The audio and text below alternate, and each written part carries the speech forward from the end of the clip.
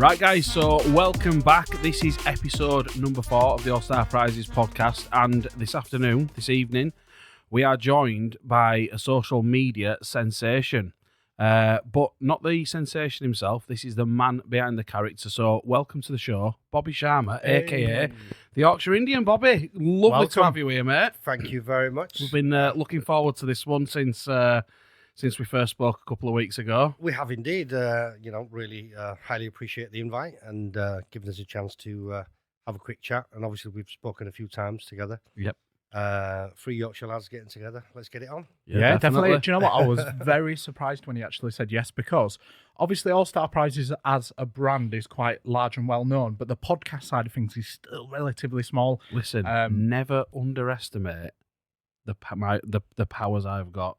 Your power of persuasion. I can get where water can't. I can believe that as well. He gave me an offer I couldn't refuse. He called me a bastard.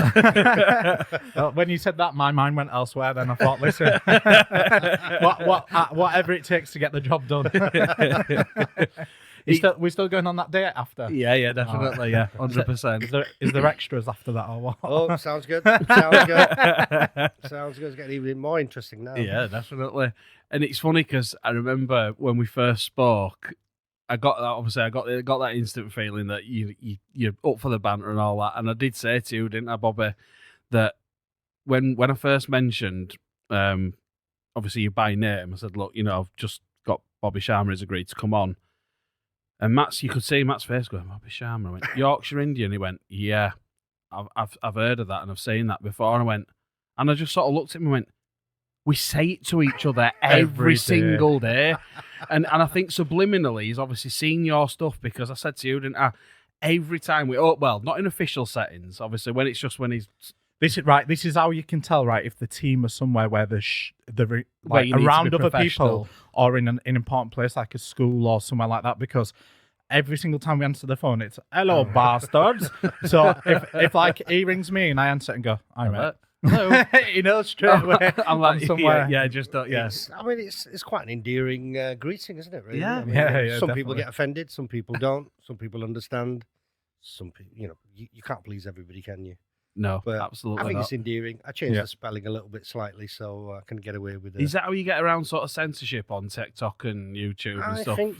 I think so. Yeah. Yeah, because none like at no point do you swear, because you're always saying bastard and fucking and yeah. And I even changed the spelling for that as well. And people can deduce from that what they want. Yeah.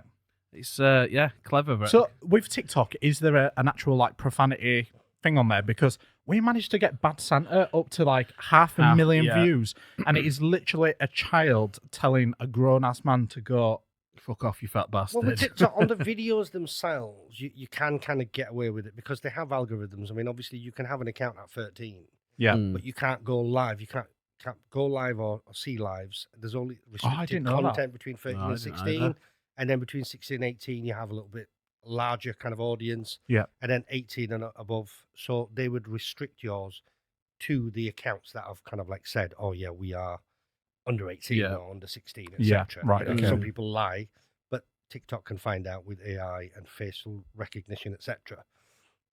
If somebody's lying or not. But with the videos, you're usually okay. If you did it on a live, some people might get the arse, and the AI does pick up on a lot of things. So do you do lives? Have you done lives? I do lives. Ironically, I did a live last night. I did it on Facebook just by chance. Facebook went down.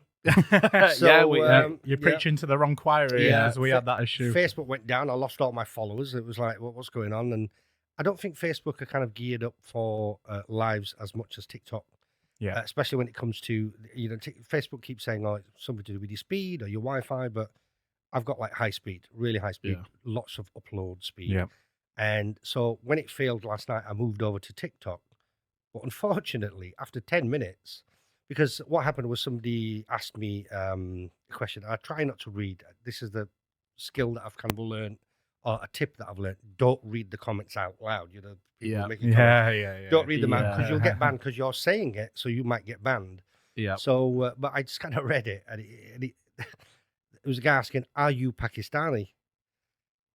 And I went, "Well, maybe I could have put something in my name to kind of give it away, where I'm from. So I said, it's the Yorkshire Indian. Actually, I'm Venezuelan. and I'm just highly racist.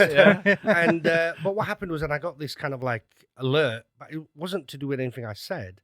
TikTok restricted my live. There was about 350 people on there at the time. I was on there 10 minutes, and it restricted it down to like 35 people. What? Because then it sent me a little window. It said, "Oh, what are you promoting? Are you selling something?" And I said, "I'm not selling anything. I'm making Cooking, curry. yeah. I'm making a lamb curry here. You know, what's wrong with you?" And they just restricted it. It makes it a bit sour. Yeah. But they restricted for 10 minutes and it got back up again. But by that time, I'd kind of like nearly finished because I'd already started on the Facebook. Yeah. But yeah, you shouldn't have a problem, really. I mean, most of my videos don't have a problem. Lives, you do have an issue. Yeah. You've got to be really careful. I mean, people think TikTok don't really care about guidelines, etc. They do. They're very, very stringent on guidelines in every country they operate. And TikTok is pretty much where your social media journey began, isn't it? It did indeed, yeah. Obviously, you're very. I mean, I know I came across your content on Facebook, but maybe that's just a generational thing. I'm a little bit older. I don't really use TikTok that much.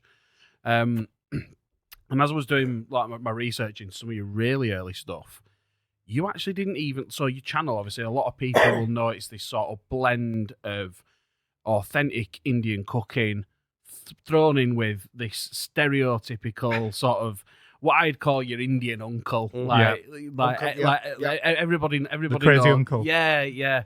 But like your really early content were actually quite, I'd say, serious. Would you say serious, or I don't know about serious? I mean, a lot less difficult. comedic? Well, if you imagine when I started on TikTok, it was lockdown free.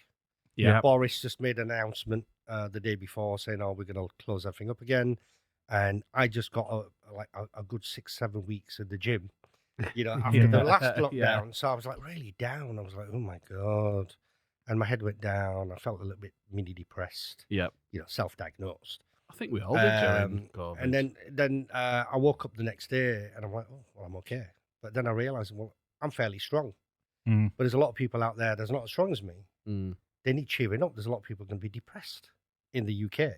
So I thought, I've got this video, and I already made the video anyway for my personal Facebook. And obviously it was COVID. It was lockdown. Yeah. Drink was involved. So it always is. I had this video and I'm like, oh, fuck it. You know what I mean? I just did this Uncle Indian accent, forgot all about it. And then 3 days later, I logged back into TikTok and literally had about 4,000 followers and begging for more. They were like, when's your next video coming out? And I'm like, what? Really? So you were in a bit of a state of disbelief, like you're thinking, I've thrown this up for laughing. Like, it was people just a have joke. genuinely loved it. You know, when you just don't care. You're just Yeah, like, I don't care if they ban it, they restrict it or whatever. I don't care. I want to cheer 5 people up. I want to make 5 people smile. And I've stuck with that all the way. I've not said I want 50,000 followers. Yeah. I want to make this much money. I just said I want to make 5 people smile per day. If I can do that, it's job done. Do you think it was like a bit of a coping mechanism for you as well during lockdown? 100%. Give you something to focus on and take your mind off what was going on. But not only that, I mean, obviously the only thing I haven't done is, because I do work out a lot, and I used to be ultra runner, I used to do a lot of running. These were all really helpful for mental health. Yeah. But one thing, what people don't realize, cooking is a massive help. Oh, it's very therapeutic. Well, it's not for me. Well, yeah. Don't even go there. He's not. My chicken nuggets and beans is my thing. But I had, sorry to interrupt, but I actually managed to burn that the other day with the kids as well. You even managed to... Listen, mate, literally, the chicken nuggets were stuck to the bottom of the tray. Oh, dear. Dear. I know when me and Bobby were talking, I'd obviously mentioned that it was around, I'm pretty sure it was around COVID time when I actually first came across Bobby's content. And I imagine a lot of people will have done, because it was a time of nearly everybody's lives where, unless you were a nurse or a fireman or a policeman, you were sat at home doing nothing. And again, I'm like, I imagine you sort of inspired at the time a lot of people to start cooking that maybe hadn't had the time to cook before or hadn't had the interest, and I think obviously they've come across your content. Attempt it. Just try. Yeah. Just try. You're going to cock it up. It's trial by error. don't beat yourself up, you know. And then what we do is, if you give a recipe, follow the recipe that first time, but then own it afterwards. Make your little adjustments. You know, if you like it a bit spicier, throw some more chilies in. You know, at this stage, on whatever stage, but own that recipe, make it your own, put your own signature on it, but at least try, you know. And it could change people's world. I mean, because obviously it's about nutrition. Now, you're talking about chicken nuggets. You know, a single mother with like 2 kids, if she's making fish fingers and chips and beans, it's more nutritious to cook at home, fish fingers, chips and beans, than it is getting takeaways every night. Yeah, of course. You know, or going for a meal. So somebody who's got a bit of money can go for meals every night, and they're getting less nutrition than the fish finger, chips and beans. Which is wild. So in terms of like your background, then it's quite evident that you've got a real passion for cooking. Where does that come from? What's your sort of background experience? Initially, my mother. Obviously, my mother was a renowned cook. Obviously, I was born and bred in Leeds, Leeds 6, just down the road from Hyde Park Cinema. I know an area I know well. And obviously, we had a lovely community in Leeds 6, but we had also an Indian community where we had functions, weddings, etc. But we used to do it. Now we hire caterers and wedding halls. We do it at the community centre, either the Gurdwara or the Hindu temple, etc. And I'd always just remember as a child that the people used to pick my mum up, and she'd be gone for the whole day. And sometimes she'd drag me with her, and there'd be like 4 or 5 aunties, and mum would be leading and cooking all this delicious food. So she had like an army around her. So she's like the conductor, and they're all her exactly orchestra. to help out. No, but there's a lot of people with a lot of skills. But she was kind of renowned, even at a young age. I knew she was well renowned, and she used to cook from scratch. I mean, those days I used to help a lot. This is before frozen peas. We used to shell peas. Oh wow! We used to get the lentils. They used to be in a big sack at the shop, and you'd scoop them out, and then you'd bring them home, and you'd get the special tray where you'd isolate each morsel of lentil to find the black stones, and then you get rid of the stones, and then you'd start the washing process. That's very intricate. And now it's like it's all manufactured. It's all there. It's in a packet. It's easy peasy. You still have got to wash it, and you still got to soak it. There's a process that you have to follow. But all these things I learned as a young kid. I didn't really realize I was learning it. Didn't really want to learn it, but I was just doing it, you know. And but I learned everything from my mum. And obviously, I used to, when I was studying, I was working in a lot of restaurants, brasseries, Indian restaurants, you name it. And I'm quite alert, and I'm quite observative, like basically checking the chefs out, what they're doing, asking questions, picking tips up and tricks up, and always experimenting myself as well. So that's where I've learned, basically trial and error, and and then that sort of working in sort of restaurants as a student, you know, to earn a little bit of money. That then snowballed, as I understand, into you actually making your first foray into business, into owning your own restaurant. That's right, yeah, in Headingley, next to the Skyrack, opposite the Oak, at a restaurant there. For many years, wedged in a great location. Am I thinking of the right place? Because we used to go to a restaurant all the time, and it was called Nazam's. Is that opposite the Sky? You're know about Nazma's. Is it? Nazma's was in the Hyde Park corner. So we were in Headingley. Oh right, okay. Am I thinking it wrong? So St Michael's Road, just down from the cenotaph. St Michael's Church. But literally wedged in between the 2 busiest pubs. That's right. In the UK. Yeah. So literally, they say Leeds people can drink. Yeah, we have literally got 2 of. Is it 2 different Well, it's student town, so obviously you had a 63 to 65,000 students with about 45 to 50,000 of them full time. The Skyrack was a Whitbread pub, and it was the flagship Whitbread pub. And the original Oak was a Tetley's pub, and it was the flagship Tetley's pub. Yeah. So bear in mind, I think the Oak sold about 1 million pints a year. Wow. And that's in the 90s. Right. Question for you. How many of those 1 million pints were yours? No, not many. Not many. Just used to drink them out of brandy. oh, is that you a brandy man? I was. Not anymore. Just whiskey now. Whiskey and wine, which I call cranberry juice. So yeah, you obviously you've opened this restaurant. Obviously got really lucky with that fantastic location. How How long did you have the restaurant for? Was it like a family thing? The restaurant was always, no, it wasn't a family thing. The restaurant was always kind of there, and I had a chance to kind of take it over. But those were the days you could actually go and knock on the door of a bank manager, and have a chat and make your pitch, and sell. Just like you got Dragon's Den and whatever. Can't do that now. Can't do that. The guy fell in love with me, agreed, the whole fund, and the rest was history, really. And it was doing okay, but you say, I mean, I worked like 18 hours a day for the first kind of like 3.5 years, and I crap myself every day. I was like one of the youngest staff members, and I'm like, what am I going to do? And you owned the place. Yeah, there was no family behind it, no father, no brothers, no, because it was just like, well, what's going on? But I had a good staff, really good team, and I built that, and before you know it, in 3.5 years, it just kind of like skyrocketed, and we got really super busy. So, as an entrepreneur, then, so I'm quite interested in this side. Obviously, I've started a business from scratch, numerous ones, and built them up to what they are today. And it sounds like you've had a lot of success with that as well. So, if there's anybody that's watching now and they're sort of at the beginning of that journey, what's the one key bit of advice that you would give them, which you feel like still to this day carries forward, and probably you put into your content now with the Yorkshire Indian? Is there something that you think is prevalent and from the beginning to now? Find your circle. I try to find my kind of like circle of my kind of peers or people I kind of looked up to. Some of them knew about it, some of them didn't know about it, but I still put them on my round table. It's like a support my network. Nights, and you can take something from each person. And then what you take is really up to you. But if I try to mimic you or you try to mimic me, it's not really going to work.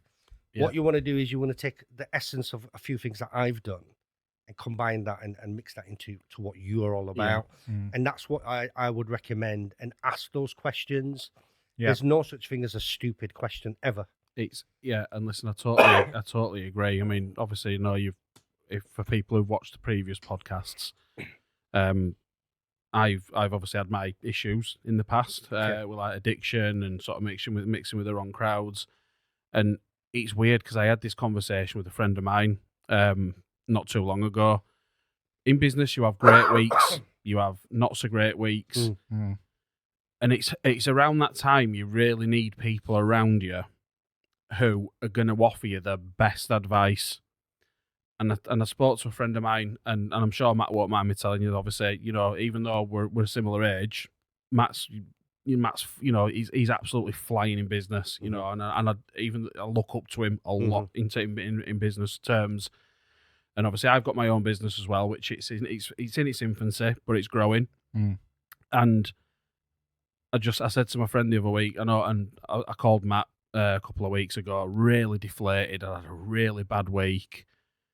And we had a conversation about about business and about like he told me some anecdotes like from when he's been early days of All Star when they've made a loss some weeks, and he's probably felt the same. Sat there thinking, you know what, fuck this, I'm throwing towel in, I can't be bothered.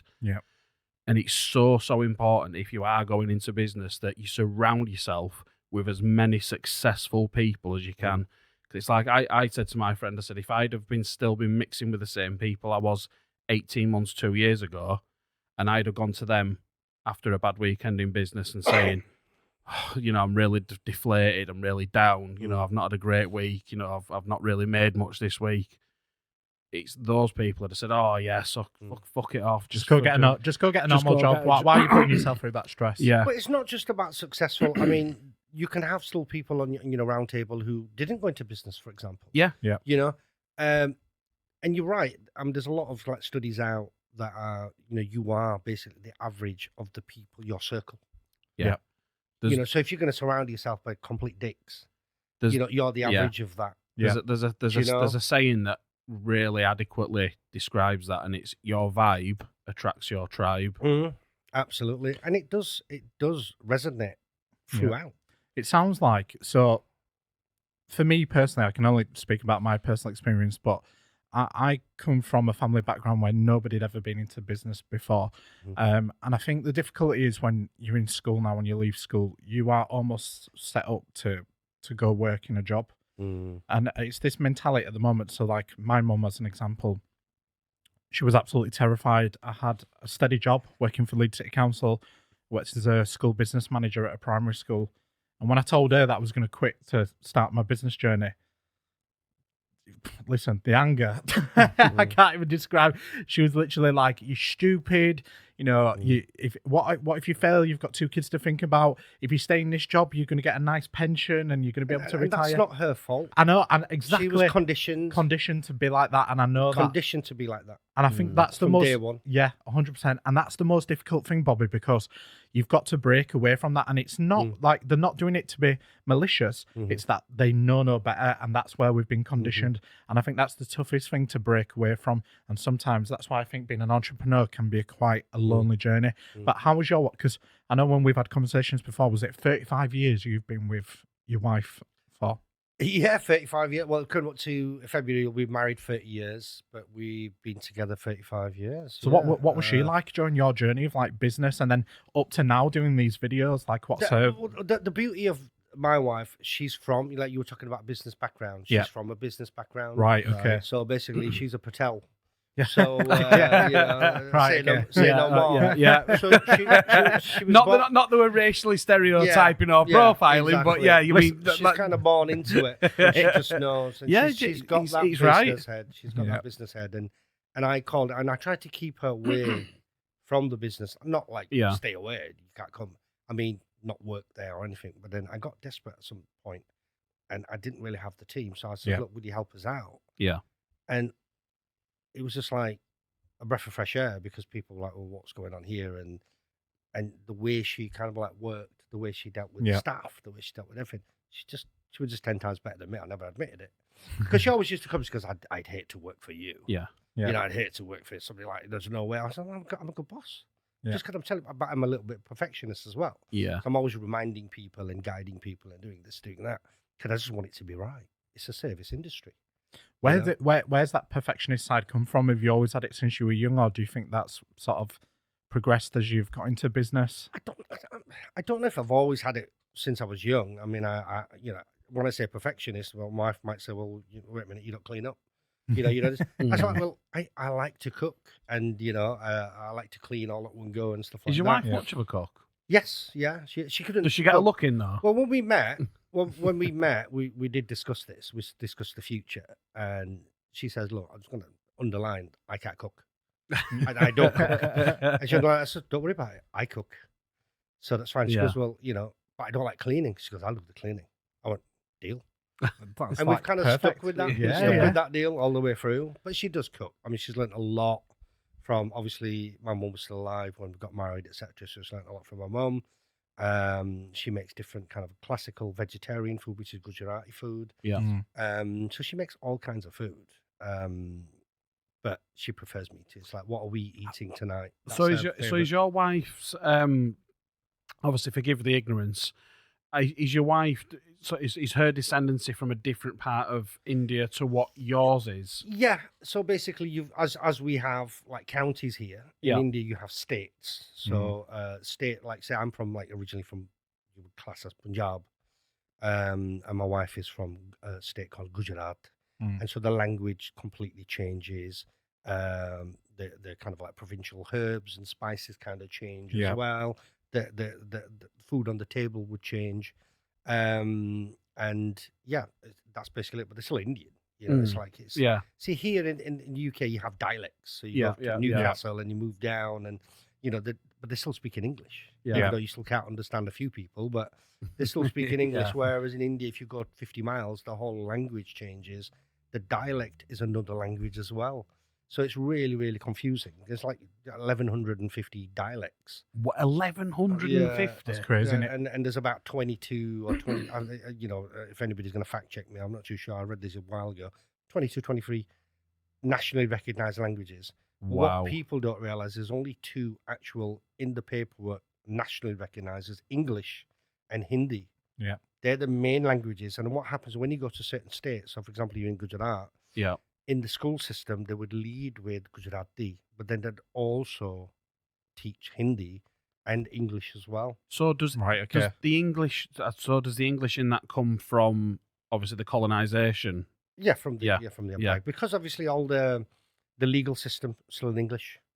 Mm. So that was the what was left behind. Yeah. The civil service was all in English. Yep. The paperwork that was left behind was all in English. So, and these guys were classically trained. I mean, you've got more of in certain spheres in India, you've got more of a Victorian classical life than you have in the UK. There's still some people living like Victorians there. I mean, and the architecture as well. I mean, That's amazing. Yeah, I mean, I watch. He takes the mick all the time. But I'm a railway geek, right? So I love trains and railways, and I've watched quite a lot of documentaries about the Indian railways. And again, that's another thing that's been left. Some of those buildings just. We were in Mumbai last year, and some of those buildings, the big red brick. My God, just amazing. The railway station. There's some buildings there. If you kind of like didn't see the Indians, you wouldn't know which country you were. You'd think you were in York or somewhere. It's crazy. Yeah, the architecture is phenomenal. It's a place that I've always wanted to visit. I'll tell you a funny story, and you'll laugh because his name, coincidentally, is also Matt. You're just overrun with Matts, aren't you? Too many Matts. But we call him Cockers, Matt Cockers, and basically worked at William Hill. Right, okay. So this betting shop. Yeah, the betting shop. So this girl started, an Indian girl, and she was getting married. And as a bit of a joke, she said, "Oh, I'm going back to India to get married." And do you know, like when you're being polite and you say, "Oh, you should come," because you know for a fact, they're not going to book a ticket and come to India. And guess what Matt did? He booked a ticket and went to India. To God. He went and he got the full traditional outfit. When he were over there, they took him, measured him up, and he got it all and stuff. They even put the what's the traditional? Is it turban over there in India at all? Yeah, some wear turbans. Yeah, so it's called a sera, where they say where they cover it, and they've got the little bug. On top. It's traditional. It's like tribal as well. He said he had an amazing experience, but he was just non-stop shitting himself for 2 weeks solid. What was it? Delhi belly. Delhi belly. Yeah. Well, we've all had that. Listen, Matt gets Benidorm belly whenever he goes away. I've had it in Spain, I've had it in Portugal, I've had it in India, had it everywhere. Yeah. I was pretty good this time round, so I was okay. Do you know what? I think if I ever went to India, it'd be that kind of food that I wanted to experience most. I wouldn't want to go somewhere like that and eat from like 5-star hotels. Yeah, where you're supposed to. Yeah, and drink the bottled water. Yeah, I think half the fun would be throwing caution to wind. A lot of people do. A lot of people do. It's kind of like potluck, but it's not necessarily. I mean, we all see those videos with people putting their feet and legs and stuff like that, and hands and whatever, and I'm like, oh my God. Yeah, but you can get that down air rails. Scare rails, as Bobby calls it. I mean, it's just not like that. You go to some of these places, they're as hygienic as they can be. Yeah. But in their surroundings. Yeah, they're doing the best they can. Obviously what you got to understand is the water they're using, it's not filtered water. Yeah. It has bacteria in that basically most Indians are immune to. Yeah. They could drink the tap water straight away. Because they're built up like a tolerance to it. A massive tolerance. I start drinking tap water there, I'm done in 2 days, 3 days, it's gone. Yeah. It's like, whoa. Yeah. So the first thing I do when I used to go to see family is buy a case of mineral water. Yeah. And bang it all in the fridge and just drink that only, and even brush my teeth with mineral water and whatnot. So can obviously, I mean, it's your channel is called Yorkshire Indian, but you are a Leeds lad, born and bred Leeds. So where's home to you? Because I mean, obviously you've got this massive affinity with India. Clearly, you're really passionate. It's where your parents were from. It's where it's where a lot of the Bobby Sharma was made. The thing is, it's such a difficult one because, like, obviously, you say my parents were from India. Like, my mother was born in Tanzania. Oh, wow. My father was born in Lahore, which is now in Pakistan, but when he was born, it was British India. Yeah. And so he was just before, he was born, about 6 years before partition, before, they called a chappie from England and says, oh, come to India. He's never been there. And he's got his pencil. He started drawing all these lines. And he says, oh, we're going to separate East Pakistan, West Pakistan, and there's India. So they had to, like, scarper and move over to Amritsar, which was a refugee camp as a child. Yeah, because you've spoke quite a lot about the mean streets of Amritsar. Yeah. And then from there, obviously, then they located to Agra, where the Taj Mahal is. And then most of the family moved to Delhi, but my father moved to Kenya. So, and half my family speaks Swahili. I don't. I only speak Yorkshire. Wow. So, but I speak 4 or 5 different languages. But yeah, my home is obviously born and bred here. No choice of my own. Yeah. You don't get to choose where you're born. And being in the school system, have like Leeds friends, local friends, and just grew up the same kind of like very similar upbringing to yourselves. There was no sway to, you have to be more Indian, you have to be this. We were just, there was a culture and there was food. We were a little bit different from the neighbours. Yeah, of course. But apart from that, it was kind of collective, really. But I think Leeds during that time was quite a melting pot anyway. I mean, we've spoke about before on one of the other podcasts, my experience. I obviously grew up in Hare Hills. Right, okay. And Hare Hills was very diverse. Not in the same sense as what it is now, because you've got obviously a lot of Eastern Europeans that have come over. But the neighbourhood, so when I moved to the Kitcheners, you had a lot of black families, white families, and it was such a good melting pot. We spoke about this before, where one weekend there was a Jamaican family that used to come over to ours. My mum would make traditional Sunday dinner, Yorkshire puddings, all that type of stuff. The next Sunday, we'd go over to theirs. We'd have jerk chicken, rice, all that stuff, and they'd put some film on that was in patois, and we just sat there pretending we knew what was going on. And it's just well, it's exactly what happened with us. I mean, we had West Indian, Jamaican, French, Irish, Scottish.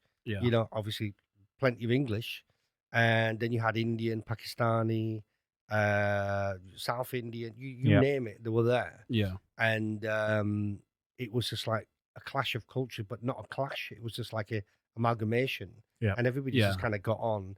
But then I think it kind of changed, the dimension changed in the mid-80s when there was the next influx of people that came in, and literally people started kind of like segregating in a way, like moving, my kind of like Sikh friends are moving to Chapel Allerton, and we're going to go there, and the Hindus are kind of like going here, and the West Indians were going somewhere else. It was just like it was a student area. It became more flats, like houses to rent, and people were just renting them out to students, and it became more of that. And then a few kind of like families in there, but no kind of like English families. There was no diversity really, it was just kind of, and if you go there now, it's still a good place. Like Leeds 6, I can speak about Leeds 6. Yeah. But it's not as diverse as it kind of like used to be.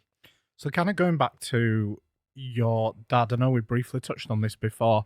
So you said he was over, was it Lahore originally? He was born in Lahore, yeah. So talk us through that then, because I know you said he had quite a difficult upbringing, and then obviously going through that separation when obviously India and Pakistan split up, and then having to move to another country, and like, so from what you've said, he must have known English that was taught early on in school. Yeah, he was a scholar. He was a scholar, so he's quite highly educated. Quite very educated, yeah. And so was my his elder brother. He basically, my father could read and write Sanskrit, Hindi, Urdu, Gujarati, Punjabi, and obviously English. And he used to translate the scriptures, because people used to come and say, "Would you translate this scripture from Punjabi into Urdu, or vice versa?" And he'd just do it by hand. That is incredible. Take him like 3 months to just do it. So his English wasn't pretty, but he did have an accent, obviously, like you would, because if you're young, if you're like younger than 11 and you move to another country, you kind of like get the local accent. Yeah. But once you've got over a certain age, you always have that kind of accent from your native country. It kind of like lingers on, doesn't it? So he obviously had an accent. But yeah, his English was really good.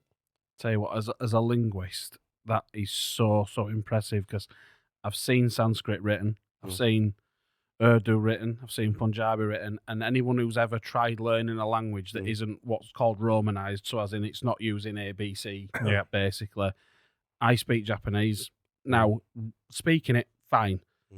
Reading it and writing it, two different So for someone who knows, like, I cannot imagine the level of intelligence your dad must have had. But not only that, as a child, I used to, even though I couldn't read or write, I did know the letters, and I did know this was this language, this was that language. I kind of knew that was Urdu. But remember the Royal Mail the royal, the blue letters that used to get. Basically, it was airmail. Oh yeah. They just used to be like a piece of blue paper there, like an A4, and you'd fold it, and then they had an adhesive. You'd lick it. And that's it. You'd write on the paper, and he used to write to his brother, because his brother's still in Delhi. Yeah. My dayaji just means your dad's elder brother. But I used to read, and it was always in Urdu. And then one day I asked my dad, I says, I was only a kid. I said, why are you writing to each other in Urdu? I thought he's in India and you're Indian. Why are you writing in Urdu? Because Urdu was natively from Pakistan, Pakistani language. So basically he says, well, that's what we learned at school. That's what we were taught at school. Yeah. And so we find it comfortable to just write in Urdu to each other. Mm. And I said, you just don't want your mum to. Same, but You just don't want my mum finding out, do you? But I think my mum could read and write Urdu as well. So, yeah. So it rubbed off on her a little bit as well. Mm. Growing up then, so obviously you are, 50? I'll be, what day is it today? It's your birthday soon, isn't it? It's my birthday on the 18th, yeah. So I'll be 50. Happy birthday for them. I'll be 54. So you obviously grew up in Leeds and in the 70s and 80s. 70s, yeah. What was 70s, what was the? I mean, obviously we're a very, very tolerant society now. Mm-hmm. Very tolerant, or we like to think so anyway. What was it like as a kid growing up then? Did you experience a lot of sort of racism and? It was about. I mean, there was a lot of NF, a lot of National Front, a lot of guys hanging around the parks, etc., with Doc Martens and red shoelaces. But it's only when what you learn as you get a little bit older. These guys were lost, and most kind of racists are. Doesn't matter if you're a fundamentalist, racist, whatever. You're just lost and you want to be in a gang. Yeah. You need to belong. Do you know what I mean? But when you're like 3, 4, 5 year old, it's quite terrifying to see like 7 skinheads and all kitted out and baying for blood. So you kind of avoided certain areas and certain parks and walking in certain ginnels and whatnot. Yeah. But the majority of the time, it was fine. I mean, there was always the occasional, you have an argument with somebody at school and, it turns into a fight. Big reason to turn it into a fight because they called you a name, you called them a name, then you called them a name. Then it ended up with you're a black this or you're a whatever. Yeah. Then you end up fighting because there's no comeback to that. Yeah. What's the comeback? The comeback is, well, I don't believe what you're saying and I'm not going to say it because I don't believe that in my heart. So I'm not going to say that. Yeah. So there's no point. So let's just fight. Yeah, I know you mentioned a story before, actually, when we had a brief discussion, and you said that you'd get told to go back home. Yeah. Do you want to tell that story about them when you went to the airport? Oh, yeah. I mean, this is fantastic. That's growing up. So obviously, when you argue with somebody, and they used to say, go, why don't you fuck off back home then? You know what I mean? We're born here. Yeah. What about? And then I think you'd have all these school years with not everybody. By the way, I'm saying it's a isolated minority of people. UK in general is not a racist society at all whatsoever, regardless of anybody tells you. It's absolutely not racist. People should now be allowed to say what they're feeling and what they want to say without being accused of being bloody racist. But I'm talking about point blank racism, like go back fucking home and you don't belong here and this, that, and that. And then I think when I was like 17, 18, I said to Mum, Dad, I says, you know what, I'm going to go, I've got this school holidays coming up and I don't know what I'm doing, which, college, uni I'm going to go. So I'm going to go to India. She goes, I'll wait till the winter and we'll go together. I said, no, I'll go on my own. So I went on my own and literally landed in Delhi. And all the way there, I'm like, I'm going home. Mm-hmm. They were telling me to go home. I'm going home. Yeah. This India, this is my homeland. And we're queuing up, got the bags and whatever, queuing up through customs, through the Indian customs. And it wasn't as kind of like done up as it is now. Yeah. But they just had 2 queues and 2 signs. One sign that said Indians, just point blank, it said India. They didn't say Indian nationals, it just said Indians. And the other one's foreigners. So I joined the Indian queue. I thought, well, I'm Indian. So I've always been Indian. It's like, so I've done the queue and it's going down and they're stamping. It goes closer, closer. And then it was only when it got halfway, a bit closer, I'm like, oh, shit. I'm a bloody foreigner, aren't I? I'm in my own country. So if I'm a foreigner here and I'm a foreigner in England, where's my fucking home? Yeah. Where do you I belong? belong? The Mars or something. Planet Mars. Where do I belong? Yeah. You know, so I bet that's scratching my quite. head. Yeah, I can imagine. Did that at that point where did you sort of sit and sort of contemplate for a little while? Well, I should have known better because I had to apply for a visa to get there first. So you should have known. So Really. I'm looking at my British passport with a big stamp in there, and I'm like, well, and the first thing they did was they wrote down something they stamped about because I had a camcorder at that time. Yeah, right. And it was. Did they think you would aspire something? Pretty nice bit of kit, and they went, no, they thought I was going to sell it. So In he India, wrote it in my passport. that you had to leave with it as well. Electrical items that, India at that time, when I went, I think it was 88 or 89, basically, it was a closed market. It was, Indian goods only. Yeah. Now it's much more right, open okay. now. They've let all the corporations come in, and you get McDonald's there, and you get all kinds of things, pizza and whatever. But those days, you couldn't get anything. And they just thought, well, he's bringing goods to sell.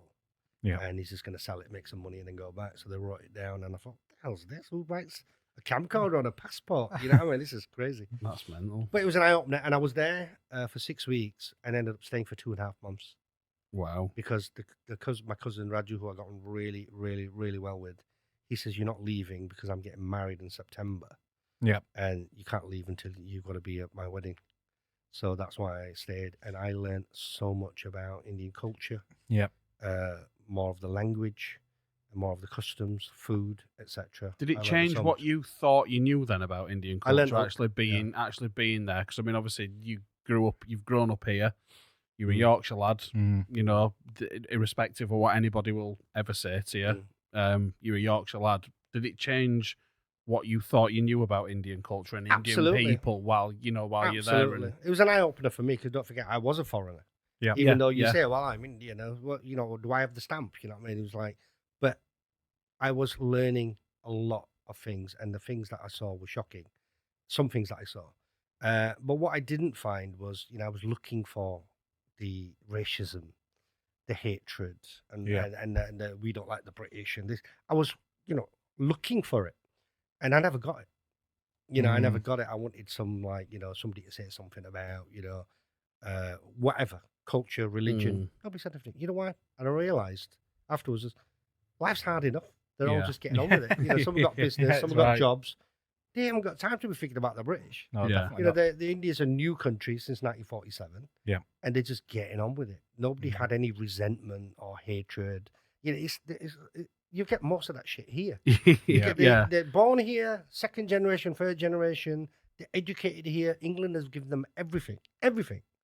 Yet they want to slag the UK off.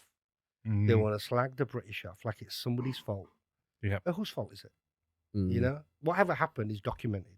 We know, and I know, when Britain and UK were bellends. Yep. In history. It wasn't that long ago in Iraq. We know Blair was a bellend. There's stuff like that they've done. But nobody's to blame from India side of things. That's done. That's historic. Yeah, India's just got on with it. It's funny you say that because I've had this conversation a number of times with various different people, and because I've travelled a lot in Germany. So one of my best mates actually lived there for a while, and I've spent countless months, weeks in Germany, and you do get this sort of overwhelming, Germany, what? And then it's like, because the first thing people say when you say the word Germany, everybody reverts back to that World War. Germany's amazing, and and I have to explain to people, it's like even Germans then at the time, yes, they were fighting for the country, but that was a war they didn't necessarily want to fight either. Not everybody believed Hitler's ideologies. They sleptwalked into it. If you look at it historically. Most of the public sleptwalked into it, and they had to just go with it. And it's like if you go to modern Germany now, people don't want to talk about that because it's a really ugly period in their country's history. But the point is, I mean, we're not here to exonerate anybody who did bad or did good. It's about the people living there now. Yeah, this is it. To blame? They're now. Yeah, are they to blame? Is any German alive today responsible for the horrors inflicted? Exactly. Not really. No. Some might have profited, but then even in England, you could see historically who profited and who didn't.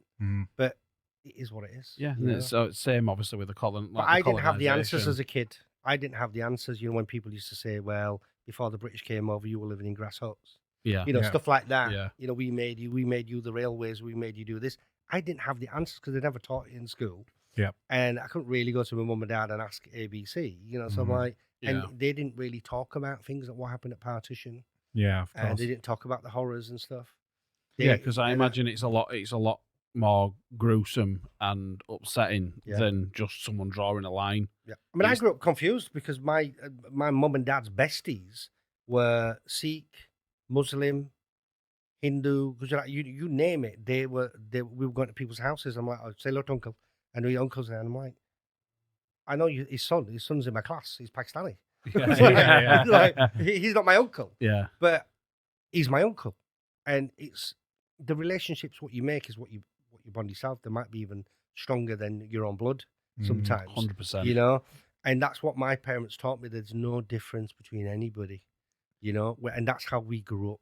Yeah, I think in this day and age now, right? I mean, stop me if you think I'm wrong, but and you did briefly touch on it. I don't think there's that much racism anymore now. I mean, in terms of like from what you see on the media, etc. I mean, I'll there's a prime example. So there was what's the rapper's name now? Is it Little John or something? Can't remember the guy's name now. And he went on public media and he showed you. So he put a concert on and it was an absolutely massive concert. And like the media were trying to push that there was still like racism within the country and all that type of stuff. And he showed a clip of his concert and he says 98% predominantly of my crowd were white kids. Absolutely, yeah. Yeah. And I think now the whole thing is just to purely keep us divided. The point you're making, I mean, you're wrong and you're right. The racists are still there. Making a noise and shaking trees and doing whatever. It's just pure hate. Yeah. And it just You think that's from a minority, though? Absolutely. 100%. Tiny minorities in any culture, any colour, any religion, always make the most noise. Yeah. They always make the most noise. Even as a kid growing up in the 70s, I knew the NF and the guy, they're just a minority. They're the ones making the most noise. Yeah. But whereas everybody else is getting on with life. Yeah. They're tolerant. They're getting on with it. It's simple as that. And here now, when people say there's no racism, there is racism. But the point is UK a racist society? Absolutely effing not. No. That's not what I'm saying. Yeah, and if anybody can dispute that and say, "Oh no, well this is my experience," what have you done? Let's have a look at your life. How have you tried to integrate? Yeah. How have you what are you doing in society, etc. That says, well, white people don't like you. And why is it always about white? What are you doing? Yeah. Is it just white people that are racist? But I mean, we've discussed it off camera because you've actually been accused of being racist in what you are doing and the character that you're portraying. Yeah. I mean, I come across like some people make out that I'm some kind of like race traitor or kind of like a bit of a coconut or whatever, which I think, people say it's not a racist term. I think it's a deeply offensive racist term. Definitely. Yeah. You to call somebody coconut and say, well, no, it's just something we say to each other. No, it ain't. It's a racist term because what are you saying? The essence of being a coconut is brown on the outside, white on the inside. But what you're saying, what you're saying is there's something wrong with being white on the inside. Yeah, of course. So in that racist term, yeah. Because what you're saying is, it's okay being brown, but you're white. Yeah. So how is that not racist? So if anybody says on the news or media, it's not a racist term. We didn't mean it. It's just a joke. It's just things we say. It's absolutely racist to call somebody a coconut. Yeah. I'll underline that. I'll underline that. Yeah. And I don't want that, for my kids. I don't want it for anybody. We just want to live our life. That's all we want to do. Our British way I want to make a curry and I want to make some Kleftico and I want to make a pizza. I want to make a Chinese. I want to make a Korean. And then I want to go out and I want to go on holiday, wherever I want to go. And I want to go to any restaurant I want to go. That's how I live my life. It reminds me of a social media post that I saw not too long ago, and I think it was just titled "The Essence of Being British," and it read something like, "The essence of being British is driving a German car fueled with Middle Eastern fuel on road technology that's built in China, going home to watch your Japanese TV. While you're watching your Japanese TV, you're sitting on a Swedish couch. And it's like, we literally, we take so much. Our culture is made up so much of other countries. Like, I mean, like going for an Indian, like it is a staple part of being British. Yeah. Like they're saying, like, there's so many other cultures that have fed in to what is now fundamentally classed as being British. But the problem is, and I've been banging on about this for years now, years and years, is we as a British society, we leave it to the numpties and the numbskulls to do the patriotic stuff, the bidding, we're nationalistic, we're patriotic. So they're the ones who are waving the flags. But what they're saying behind that puts other people off. Yeah. Because they said, oh, well, that flag represents racism then. And whereas the general public, the law-abiding public, the kind of like the public that are accepting of all cultures, all religions, as long as they come in to integrate, they're the ones who are staying a bit quiet. But now some people are speaking out and saying a few things, rightfully so. They should do. Well, I don't like this and I don't like that. They're being accused of, well, that's just racist. I don't like people coming on boats. I don't like grown men coming over, with no women and children and military age. Oh, well, that's just racist. Yeah. That's just Islamophobic. Well, why is it Islamophobic? It's like, it's my country, and do they not have border controls in other countries? Do they not have immigration control in other countries? So if I have to go to India and I need a visa, is that racist? Yeah, exactly. Do you know what I mean? Well, why are you being racist? I'm brown. Let me in. do you know what I mean? It doesn't make any sense. Yeah. It makes. If you're right, you're right. You should be able to say it without being worried. And the problem is the cancel culture. This liberal kind of far left liberal side of where it was going. I mean, traditionally, don't forget, I'm from an immigrant family. Even though I was born here, I'm from an immigrant family. We traditionally would be on the kind of like left Labour side, etc. But with the way things are going, I'm so far bloody right. Yeah. It's crazy because there's so much of a shift. That is crazy, and people need to kind of wake up and say, look, just say your piece. Don't worry about being accused of being a racist or being whatever. Tell your truth. Yeah. I think a lot more people now are sort of speaking up because they just don't want the country being taken the piss out of. It is taking the piss, but the thing is, then you get the numbskulls who are the loud minorities and we don't want any of them here. Yeah, we don't want this. What about me? What about my kids? What about this? Calm down, mate. I get it, but why don't you want them there? We just don't want illegal. We want a proper channel. Yeah, we want people We're not saying vetted. Oh well, this religion or that religion, we don't want that. That's just like is either anti-religious or racist anyway. Yeah. But if you're coming with facts and you're coming with honest to goodness, like from your heart, that I don't want this, you should be able to speak your truth. 100%. And I think it for me personally, it's nothing to do with race. It's nothing to do with, like you mentioned, Islamophobia or anything like that. It's more to do with safety. So like my child being able to walk down the street and know that they're completely safe, because some of the people that are coming over, potentially they've not been vetted. You don't know if they've got a criminal history, or, were they a murderer potentially, in another country. You just don't know. And I think for me, that's the scary factor. Now, I think you can see a big transition that's going over in America at the moment. And I think, this is my view on it, I think the general consensus for the public over here now is they've just had enough. Yeah. They've reached that limit now, and I think there's got to be some form of change. And I think it's refreshing because what's happening in America, the left side are going to call them right wing or far right or whatever. Yeah. I don't think they are. I think they're a bunch of people that just kind of love their country. And they're seeing the direction it's going. Yeah. And that's what we need in this country. We need a bunch of people that say, well, actually, we're in it together. We love this country. Let's stop it from going to shit. We've been run by just like a bunch of liars. We've had one for like 12, 14 years. Yeah. And we've got these guys in now. They're just lying all the time. There's something up. Yeah. And it's not right. And we can all feel it.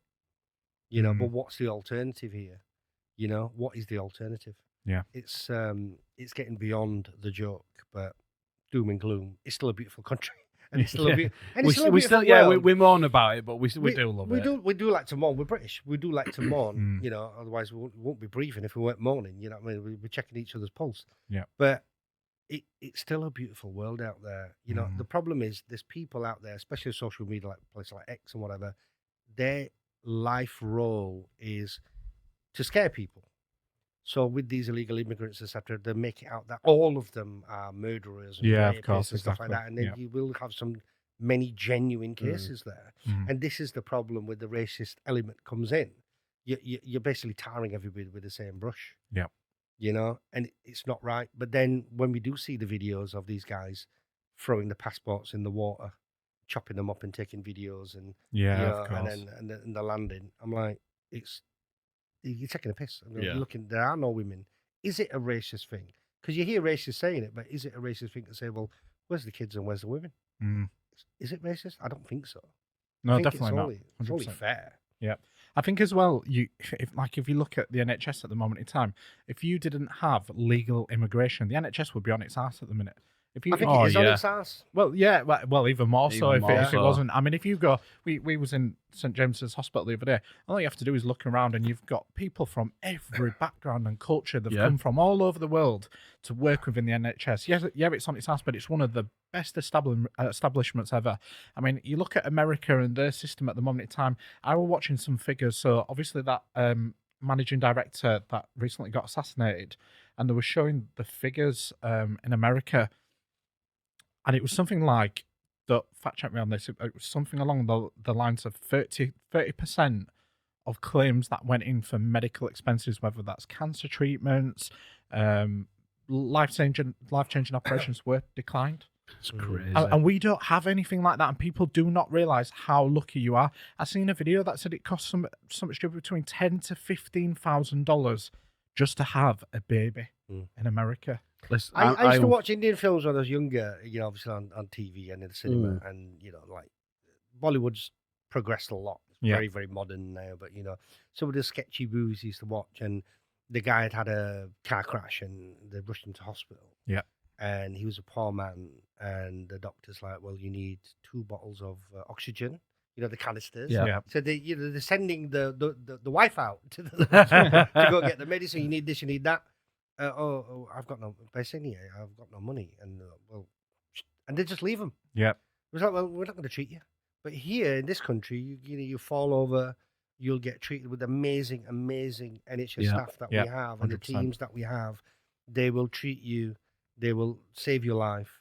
They will make sure you have support all the way, and then at the end of it, you won't get a bill. You get a cup of tea or some biscuits and whatever while you're waiting for your taxi or your relative to pick you up, etc. Listen, I unfortunately have to spend a lot of time with the NHS due to my health conditions.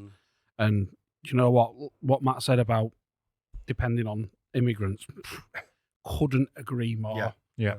Like some of the nationalities, I mean, I remember the last time I unfortunately had to spend like a week, 10 days in hospital. I was treated by Ghanaians, Filipinos, Nigerian, Chinese, Indian. Listen, when you're dying, do you really give a shit who's saving your life as long as they're saving your life? Well, I would if for Dr. Bastard. Might have a little problem with that. Do you know what? That leads us beautifully on to the character. Before you get into that character, because you know what I'm like with my mind running away. I just had this image then of like you're laid in bed, half dying, tubes coming out of every hole that you've got on your body, and all of a sudden curtains fly around, and he's just stood there going, "Hello, bastard." I'm like, fucking hell, I'm dead. So the character that you portray, so obviously he's foul mouth, which again which I love, sort of foul mouth. Sour cup of tea is that, isn't it? Yeah, it's very sort of close to the bone humour. Where was this character born from? Is he like? Because I get the impression that some of the best comedy characters. I remember watching an interview with Catherine Tate. Yeah, and do you know the Nan? How fucking here we go. Amazing. And she said like. That character was born out of a number of different experiences with different people that she's all just got kind of mashed together to create this sort of comedic powerhouse of a character, and I think comedic powerhouse of a character really adequately sort of describes Yorkshire Indian, because he's fantastic. he's just that lovable sort of foul mouthed. What I'd say, I mean, and I was brought up in an area where there was a lot of multinationalism. So we grew up with Indian families, Pakistani families. And he reminds me of a few sort of Indian uncles that I've met before. Yeah. Is that sort it comes from it does come from my upbringing, like meeting uncles. Everybody was an uncle. Everybody Brown was an uncle. Yeah. Right. Okay. How many bloody brothers you got? But then you find out later they're not your they're not brothers. They're not really your uncles, but it's respectfully. Yeah. We say uncle. When you call somebody uncle, what you're saying to them is, you're equal to my father. You're my father's brother. Yeah. So it's a respectful thing. Yeah. And you love it until you get a little bit older like me, and some like strapping 21-year-old goes, uncle. And I went, you fucking what? don't ever call me uncle. But having said that, being uncle says we're like 8 anyway. But yeah, it came from then. And what it was, because of Yorkshire Indian, is he does swear, but it's accidental swearing. Yeah. Because he doesn't have the words. So he puts fillers in. And what I used to find was like these kind of like uncles who came from India, some from Africa, etc., Pakistan, they picked up these swear words from their factory or whatever they were working, etc. Yeah. But they got them mixed up. The words mixed up. And they want to say like, So is this at a time when they're trying to learn English, but like the sort of the first words they're actually learning is the bad words from like you shut fuck in the mouth, like stuff. I'm like, huh? What are you saying? My favorite is motherfuck. Yeah. And there's all these kind of like swear words coming out, and because they're angry, and you used to get a lot of angry Asian men walking around. It's like as in they'd clip you around the ear, like what are you doing? And like now it's like there'll be a police case or something. You did that to a kid. But those days, it's like, whoa, everybody's your uncle. So they're allowed to give you a little slap, you know what I mean, if you're messing about. And it was always like that. Not everybody was like that, obviously. But those were the kind of memories kind of come from when people do kind of swear. And I think my dad did it a couple of times as well. He never used to swear much, but when he was angry, he kind of like swear. And you just start giggling, you start laughing because it's like, it was going to really get it wrong. Like you got it so wrong. But, I'm born and bred here. We're from the city. We know every swear word. We know all the lingo, and we know a little bit the patois now. We know about some Pakistani kind of swear words. From Mirpur, they've got the swear words. So you're picking all this up. And you tend to find that your friends always teach you the bad words. It's never the good ones. You pick them all up. And then also when people want to learn a different language, well, how do you say fuck yeah? In Indian, mate. There's no such language in Indian. Well, okay, Punjabi then Punjabi. Okay, I'll tell you, but don't be saying that. Go straight to and they try it out at the shopkeeper, or they'll say it to someone. I did it. Can't do that. Yeah. But we were kids. Can I tell you a funny story, actually? Go on. He's going to hate me for this. Because I'm one of those where it makes me cringe, and I know this is probably wrong, but it's just my wired up wrong brain. But when somebody attempts to speak another language, but it's like really poorly. Right. Okay. So we went for Chinese the other day at the restaurant down next to the Chinese market. Oriental City on Cross Stamford Street. If you've never been, I highly recommend it. It is very absolutely very good. Spectacular. Very good. And Matt's given it a good attempt. Yeah, I'll try my best to communicate with them. And I think at one point she said, your Chinese is as shit as my English. I think, do you know what, with Chinese and any Asian, with any Asian language, it's the enunciate, and Bobby, because in Indian, in many of the Indian dialects, I imagine that's you can say the same word, just say it slightly differently, and it means something completely different. Completely. It was just funny watching him, Bobby, go back and forth and stuff, and then she eventually like just point to number. I think. Do you know what I think it is? Half the time. Was that the dim sum menu? Yeah. I think half the time it's that shock and surprise that they're looking, because I mean I do like, languages are one of those things that inadvertently growing up I didn't have to try very hard at all. Like, it just soaked in, and I didn't have to try.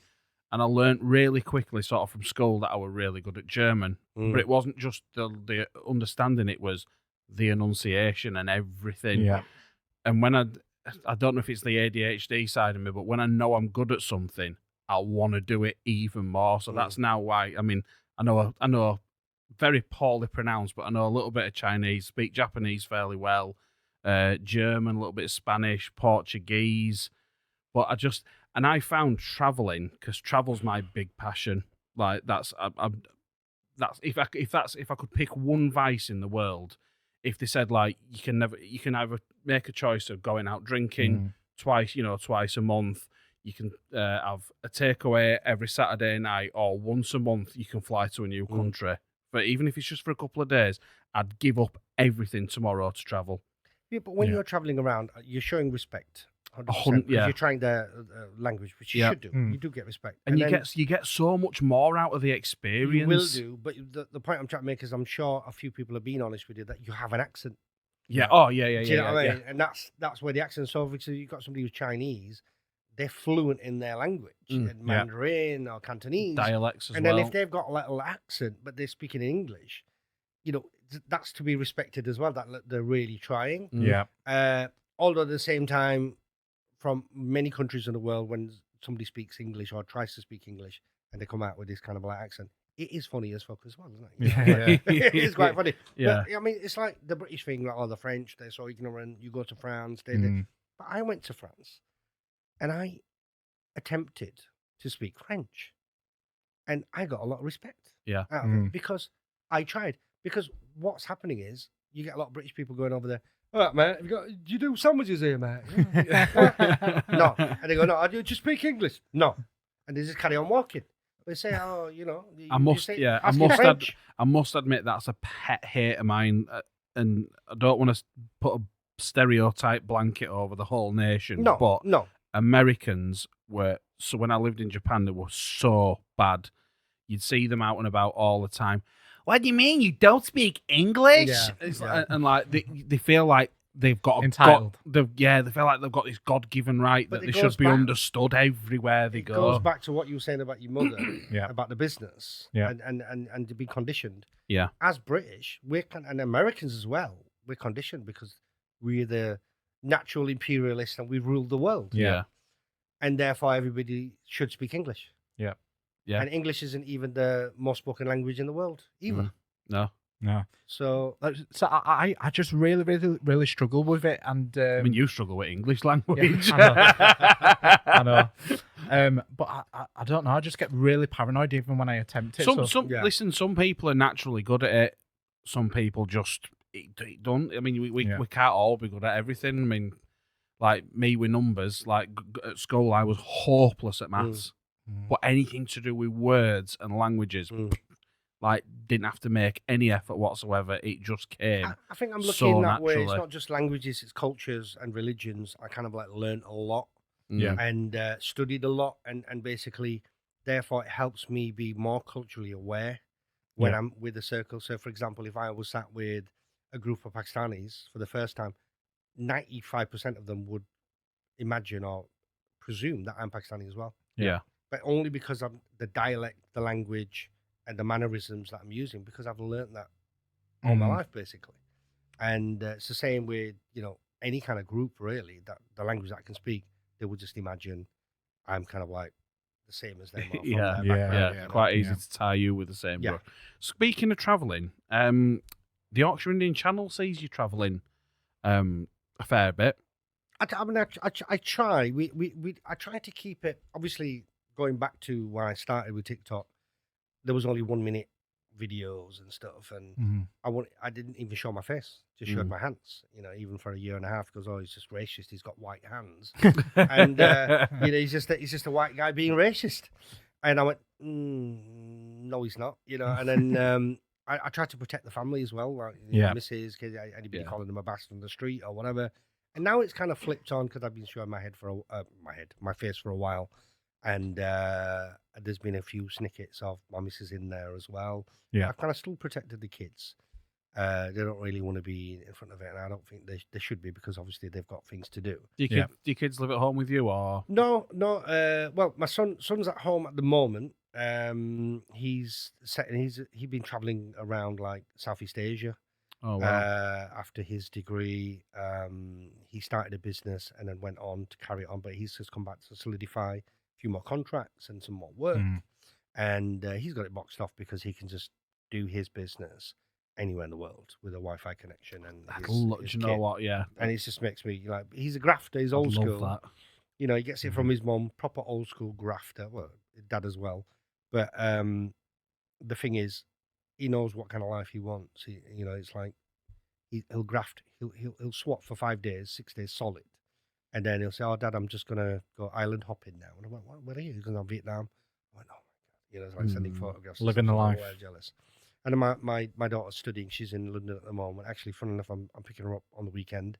She's coming back for Christmas. Yeah. She'll be with us for 3-4 weeks. So she's doing her masters in London. And what is it she's doing a master's in? She's doing games design and coding. She specialises in the code. She likes the coding side a lot more now. We need a new app. She does. She'll do you one. She's gonna need some part-time work anyway. It's not cheap over there. Put it that way. Imagine, so yeah, and any money will be grateful for her. But yeah, she's done good. She's helped her brother on a few projects that he's got. So he passes her some work, and she does that. And he does. He's got a company that does CGI. Yeah. His company's called Pivotal. And he does CGI and animations. So, for example, architectural drawings, etc. Oh, so when you see like those really fancy videos of like, oh, wow. And his work is like, you know, since he was like 17, 18, it's just like A class. But now it's just like that much better. Like Premiere. It's like, it's great. So he's not holding back. He's going for the right clients. And he's got a few clients like dealing with him now, working with him, and just love his work. And he's doing a few projects. So, some of the projects we're not allowed to talk about, but the big brands. Oh wow! So he's doing really, really well, and what he's learned, and he's got a few people out there like working for him that he passes on work to. So he's doing well. So when you said obviously your daughter's coming home for Christmas. Is home still Leeds? No. I moved out of Leeds 18 years. I've been in a place called Ossett. Oh, we know Ossett very well, we don't do. we? Yeah, we frequent there on a weekly basis. Yep. I don't tell my doctor that, but yeah. Bank Street Kitchen, big shout out. Yeah, we're always always up for a good scram. My wife thinks Ossett's in Spain because we'd sold up to go to Spain. So we sold everything up, sold the house, lock, stock and barrel, put everything in storage, and then we were driving in the car, and I says, right, can't wait to get to Spain. About that, I don't want to go. I says, excuse me. So is this like while you're practically on the way there? Yeah, and then she's going to miss her mum. Her dad died when she was younger. She's very, very close with her mum. She's going to miss mum. I says, 2.5 hour bloody flight. You know, we can have her over every 3 months, no problem. No, not leaving her. And just by chance, I mean, obviously, I was never going to go on my own. Yeah. So I said, 2 young kids at the time, and then I saw plan B. We want to leave Leeds. Let's move to Ossett. And history always tells a story. I mean, years later, obviously, the mum actually lived with us for like 5-6 years. And the last 2 years, we were looking after her kind of like she was terminally ill. Yeah. And we were looked after her like 24 hours, you know, me, the missus, and the 2 kids while they were there. Really it took a lot of toll on the kids. Yeah. But, you know, we got through it, and she unfortunately passed last November. Oh, sorry to hear that. One of the reasons we went to India for that long stay, because her last dying wish was I want my ashes to go to the Ganges. So we did a big ceremony. That's beautiful, yeah. We took Sadhana's, my wife's niece and her new husband, Frederick.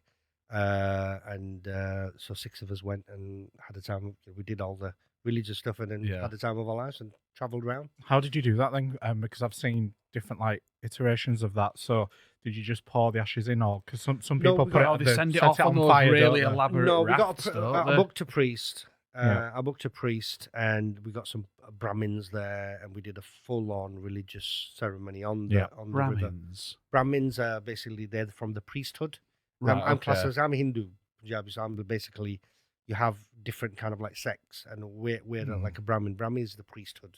Okay. And so basically, my father was actually a pundit. He was a fully fledged priest if he wanted to be. Yeah. But he never chose to do that. But is that because of his knowledge with all the scriptures and wow.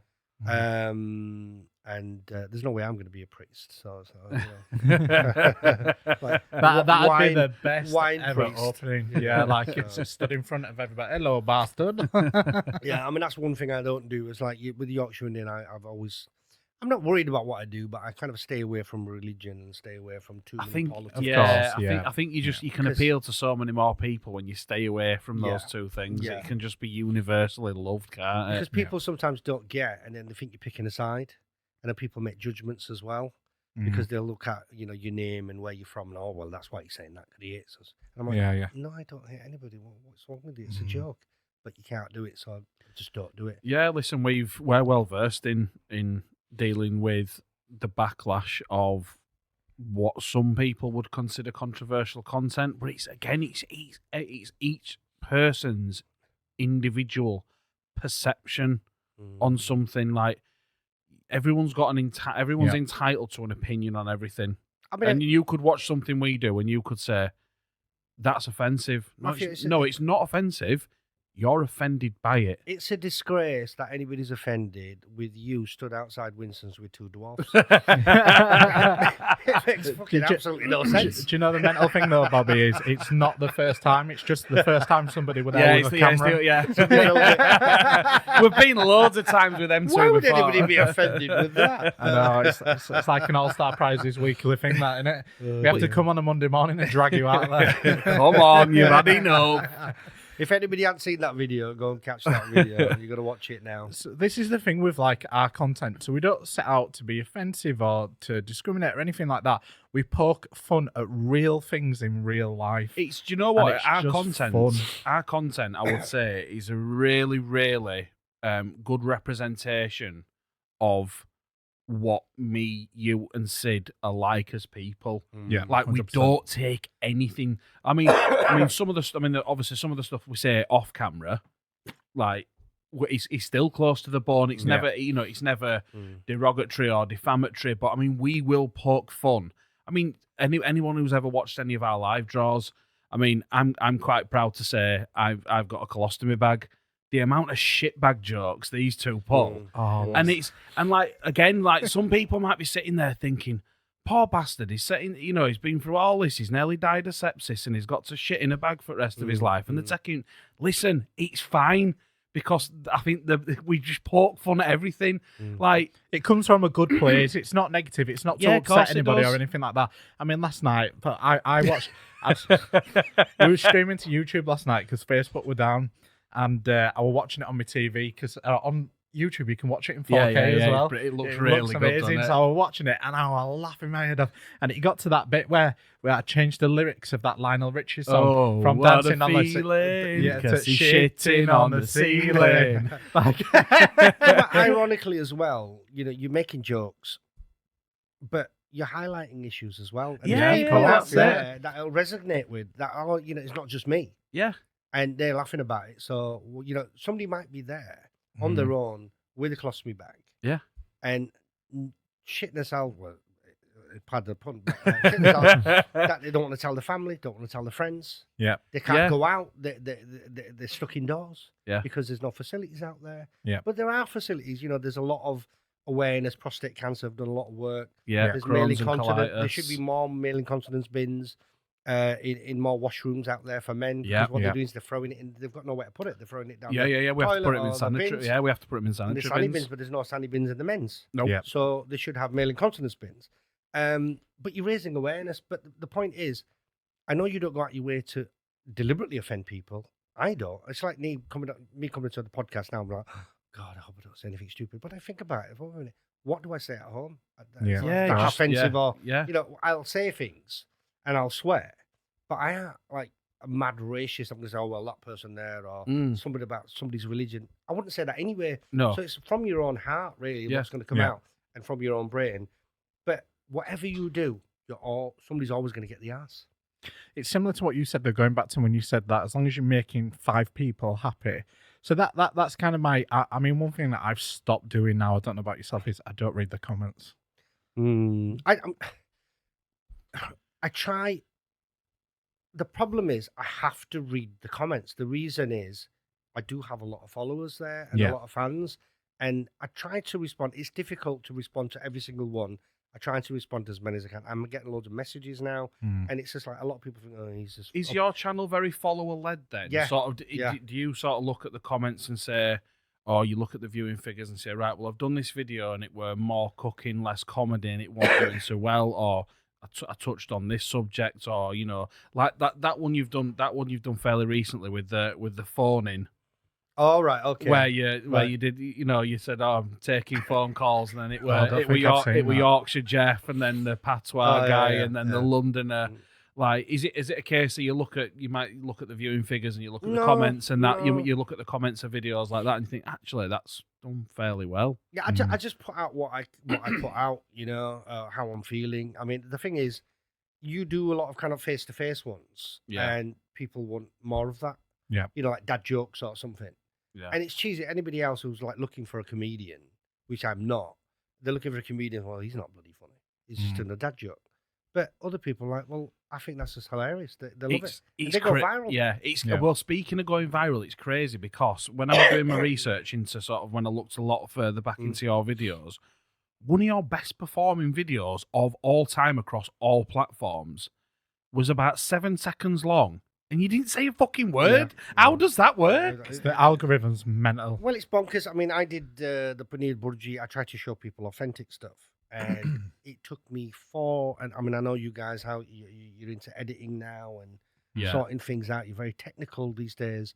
For me, it's just me, one-man band. You've got your phone or, your camera, and then you've got to edit a curry down to, something watchable. Whereas before TikTok, it was a minute. So you're making an hour and a half curry and edit it down to a minute. Where's the best bits? Yeah. So now I can put choose between 3.5 minutes to 10 minutes. I can do that across all platforms, but you still got to edit it down. Then you've got to do like the captions or the voiceover. Then you got to do the captions. So before you finish, it's like 4.5, 5 hours of your time doing it. Yeah. And then there's no guarantee. You post it, you think this is a winner. I put a lot of effort into this, a lot of effort, and you get like 40, 50,000 views, which is not to be sniffed at. But in terms of viral content, it's nowhere near. Then I did one. I was driving in Bradford the other day. I drive to Bradford all the time. Yeah, and I just filmed myself for like 21 seconds, 30 seconds. Didn't say a thing. Oh, I think I said one thing, and then brought it back. Didn't really know what I was going to do with it, and I had something in my head, and I thought I'll do it. And I didn't leave enough time on the video to do the full joke that I was in my head. I only had 21 seconds, so I did it. 5 million views. There's no rhyme or reason to it, is there? How does that happen? How does that happen? It's just, I wish they were all like that. But people like what they like. You just don't know. You can't guarantee what's going to be a big winner. As in a big winner's more people see your content. And that's what we're all about. We are content creators. We want as many people to see it as possible, so we can make more people smile. Yeah, 100%. And it's like touching on what you've just said. It is really frustrating. So we did the Halloween video, and we put a lot of love and a lot of time into that. I mean, every video we've done, probably this year, has grown ever so slightly. So the amount we've spent on props and the amount of locations we've filmed at has grown exponentially this year. Yeah, and like Matt and I wrote that Halloween skit together, and we're sat here mishmashing our ideas together, and we're playing it out in his heads. And like, right, well, we'll film this scene here, and we'll do this here, and we'll do, we really went to a lot of effort, didn't we? And we watched it back, and we thought, this is fucking nailed on, brilliant viral content. Like again, this is like the little things where Matt's ADHD just coming to their own, like the little details.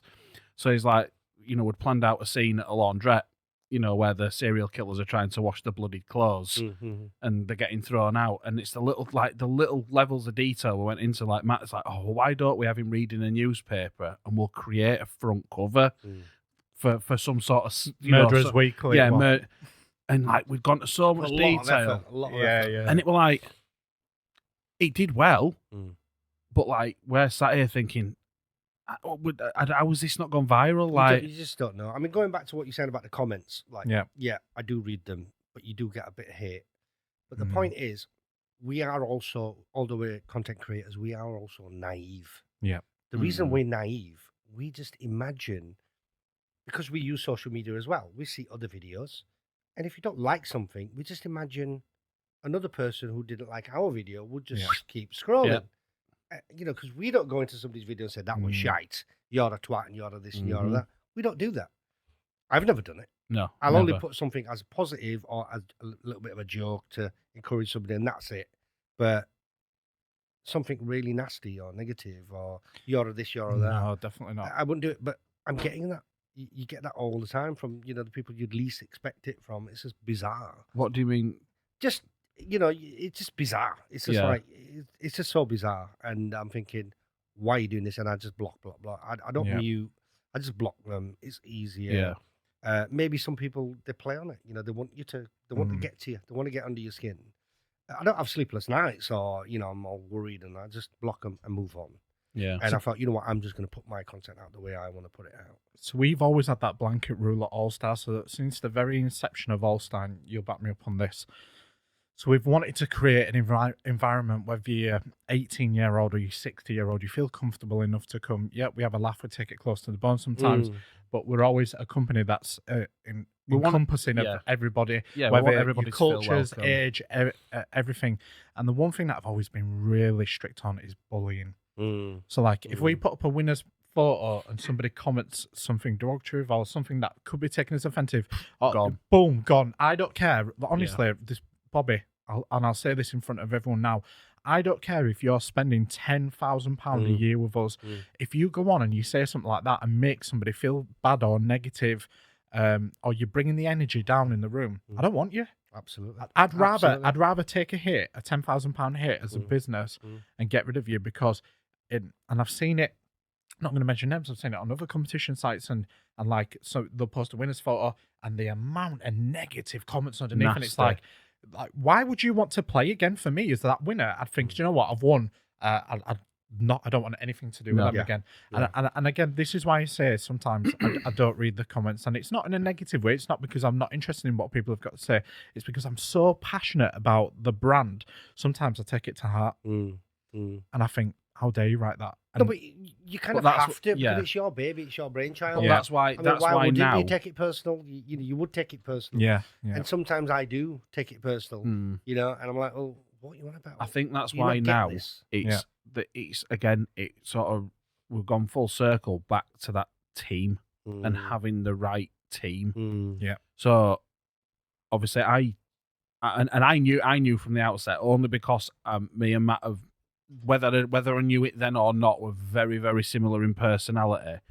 But I knew what he was doing early on before I joined the business, keeping me at arm's length, making sure I was the right fit for the team before he committed. Because in an organisation, well, not in an organisation like ours, I think in any organisation, it's the fit of people and the energy that those people bring.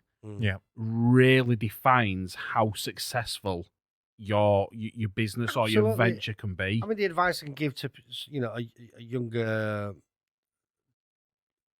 audience out there that want to mimic what you guys are doing, the only thing you can do is play to your strengths. Yeah. And then, you know, the other person knows that he's playing to his strengths. Yeah. Because if you're both the same and you're both doing what you're bringing, do you need each other? 100%. Like me, like our know where you sit. Every person in this team has a really, really individual niche skill set that none of the others can emulate, and that's why we work so well together. Matt couldn't organise a piss up in a brewery. He doesn't know what day it is half the time where he has to be. But that's why, as a team, we all rally round, and it's like, right, Matt, you need to be doing it. You need to be here on that day. You need to be doing this, that day. The thing is, he could organise and he could arrange, but then it takes away the essence of the other things. The things he's better at. And then he might kind of like, it might take away, and then he cocks up other things up because he's diverted. Whereas this way, he knows that's covered, I can concentrate on this. Yeah. And it's that's how it works. Yeah, and it's that's why like it works. And it's like the technical side of things. Like I know my strengths are like presenting, and I'm really confident in front of camera. I'm great with people, but like all the bits behind the scenes, so like the technical side of things, anything fit, like all this stuff. Yeah, I've helped. You put me in a room with a screwdriver, would have still been looking at white walls. I mean, I learned really early on in the restaurant trade is like if I had 5 of me, life would be good. But then you realize there's only one of you. Yeah. So you have to start delegating now, because what I was doing, I was going from pillar to post. I was doing all the banking, all the shopping, all the this, all the that, hiring, firing, being there all the time. You burn And then out. when the rest customers coming, I'm serving here, and I'm making sure inside's out, inside's okay, and food's right, and whatever. I'm like, this can't carry on. I've got to start delegating. Yeah. And then I grew as a person as well by like turning somebody's shoulders and pushing them that way. Table 5. Yeah. You're telling them, because not all people, but some people were getting a wage, turning up, and if they get away with doing F all, they would do that. And I just couldn't understand. We've had it. it. I couldn't understand it. I couldn't understand it. who could do that. If I used to work as a student in restaurants, and if I had nothing to do, I'd go get a Mr. Sheen, and I'd go get a cloth, and I'd start dusting things and cleaning things and wiping things. Do you know what? The day goes faster. Do you know what? I remember there were a saying that my dad used to, when me and my dad had fish and chip shops, there were a saying that my dad used to, I think at one point he actually had it up on the wall, and it was, if there's time to lean, there's time to clean. Exactly. Meaning, if you've got time to stand around doing fuck all, pick a cloth up. There's always something to clean. But it must be worse now, because you've got the people dead eyes on a phone all the time. Yeah. So if you're working somewhere and you're like, well, there's not going on all the time. Yeah.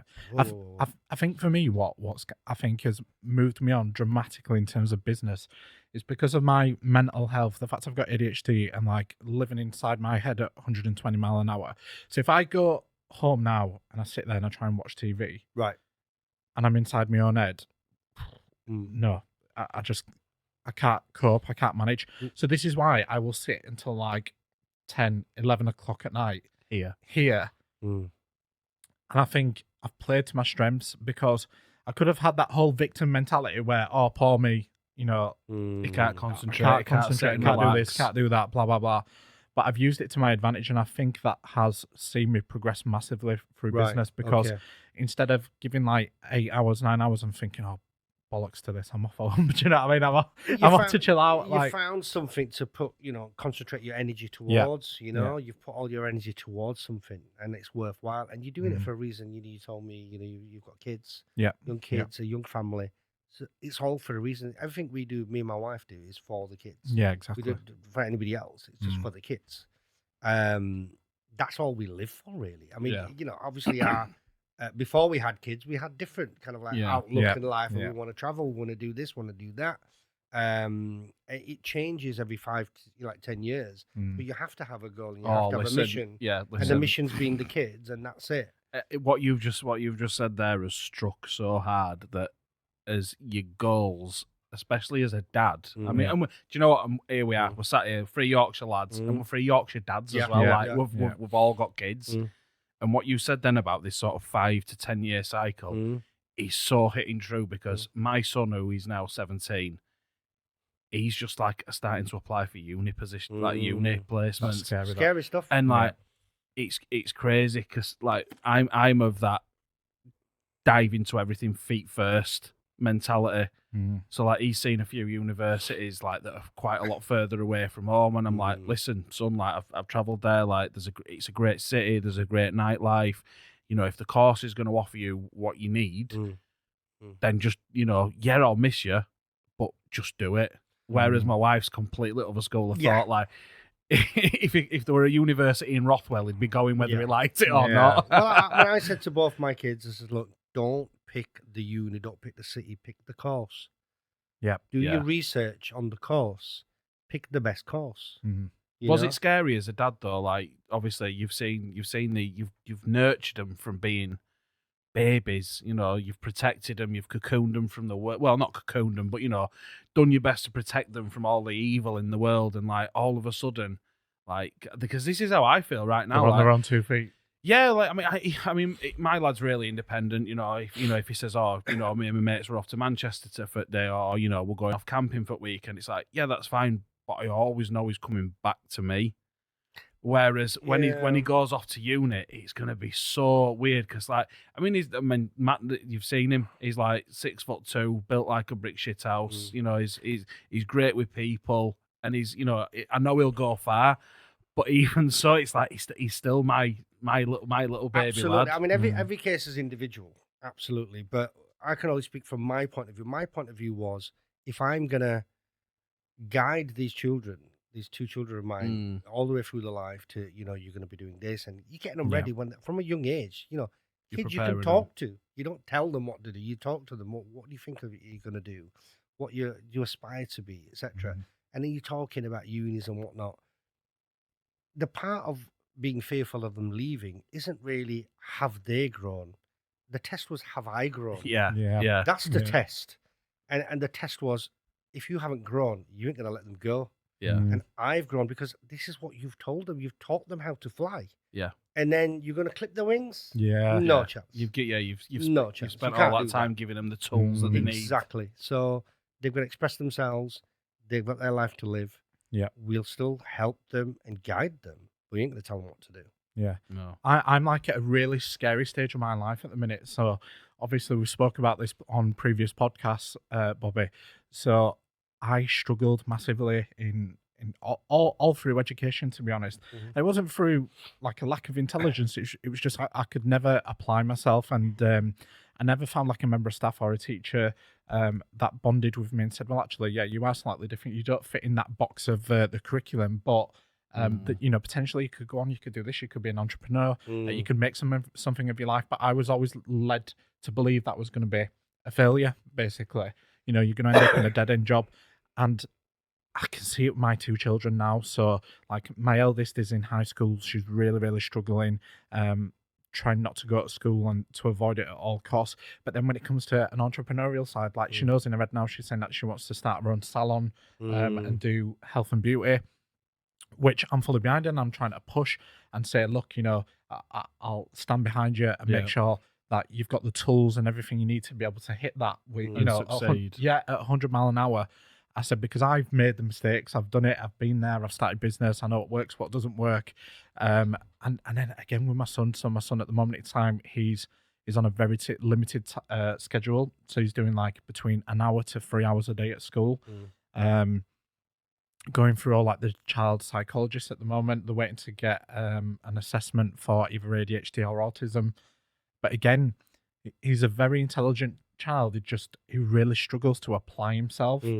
And as a father, as a dad, like I sit and listen to your stories now, and it gets me emotional because I think I'd love to have that experience with my 2 children and them going off to university and doing all that type of thing. But I'm so scared that that's not going to happen. But because it's not smooth sailing all the way for every child, even the ones who are racing it. I mean, I've seen people who've gone for degrees, gone into a career 2 years later and found out this is shit.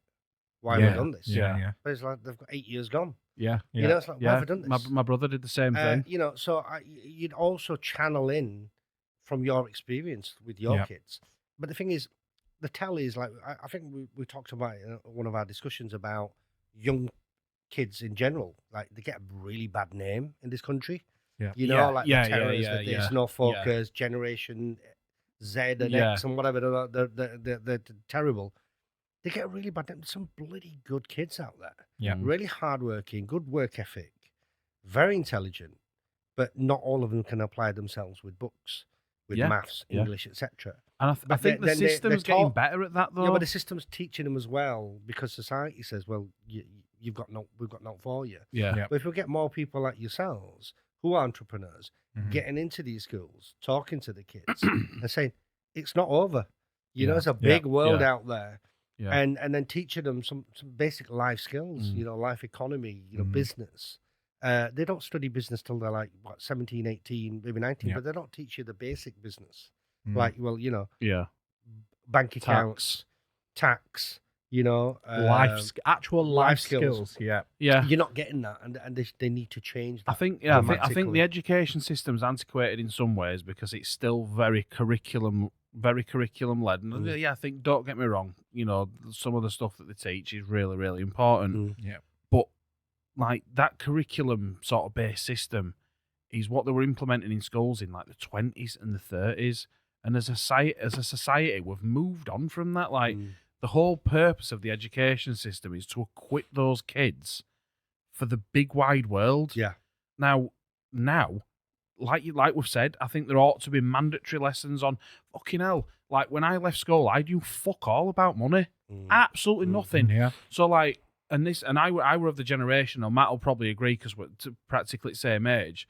Lads of our generation were coming out of school, and as soon as you were 18 and had a job, like the credit ratings weren't really a thing. So if you went to your bank and they said, "Oh, do you want a credit card?" Like me in my infantile mind, I was like, I knew what a credit card was, but I didn't really understand the implications of it. Fucking hell, I were throwing this credit card around like I were Donald fucking Trump, and I knew nothing about money. And I think that needs to change. I think kids need to know about money. Yeah. They need to know what APR is. They need to know what interest rates are. They need to know what ISAs are, because I think that there will be a generation, like probably ours, that didn't really learn a lot of this stuff until it were a little bit too late, and like we couldn't start planning our futures. The good thing about that, you're totally right with what you said, and it is a kind of like a British way as well. We just go out there and we earn 10 quid and we go smash 10 quid in. Yeah. And then we've got no left to show for it. And then with credit cards as well, you've only got £10, but then you're spending 15 quid because you've got £5 on a credit card as well. Yeah. But what we need to be doing there is it's basic life lessons again, and teaching those kids what you can do and what you can't do. But obviously, if you've got like immigrant families that come to this country, in any country, for example, if they earn a tenner, they'll kind of spend three quid.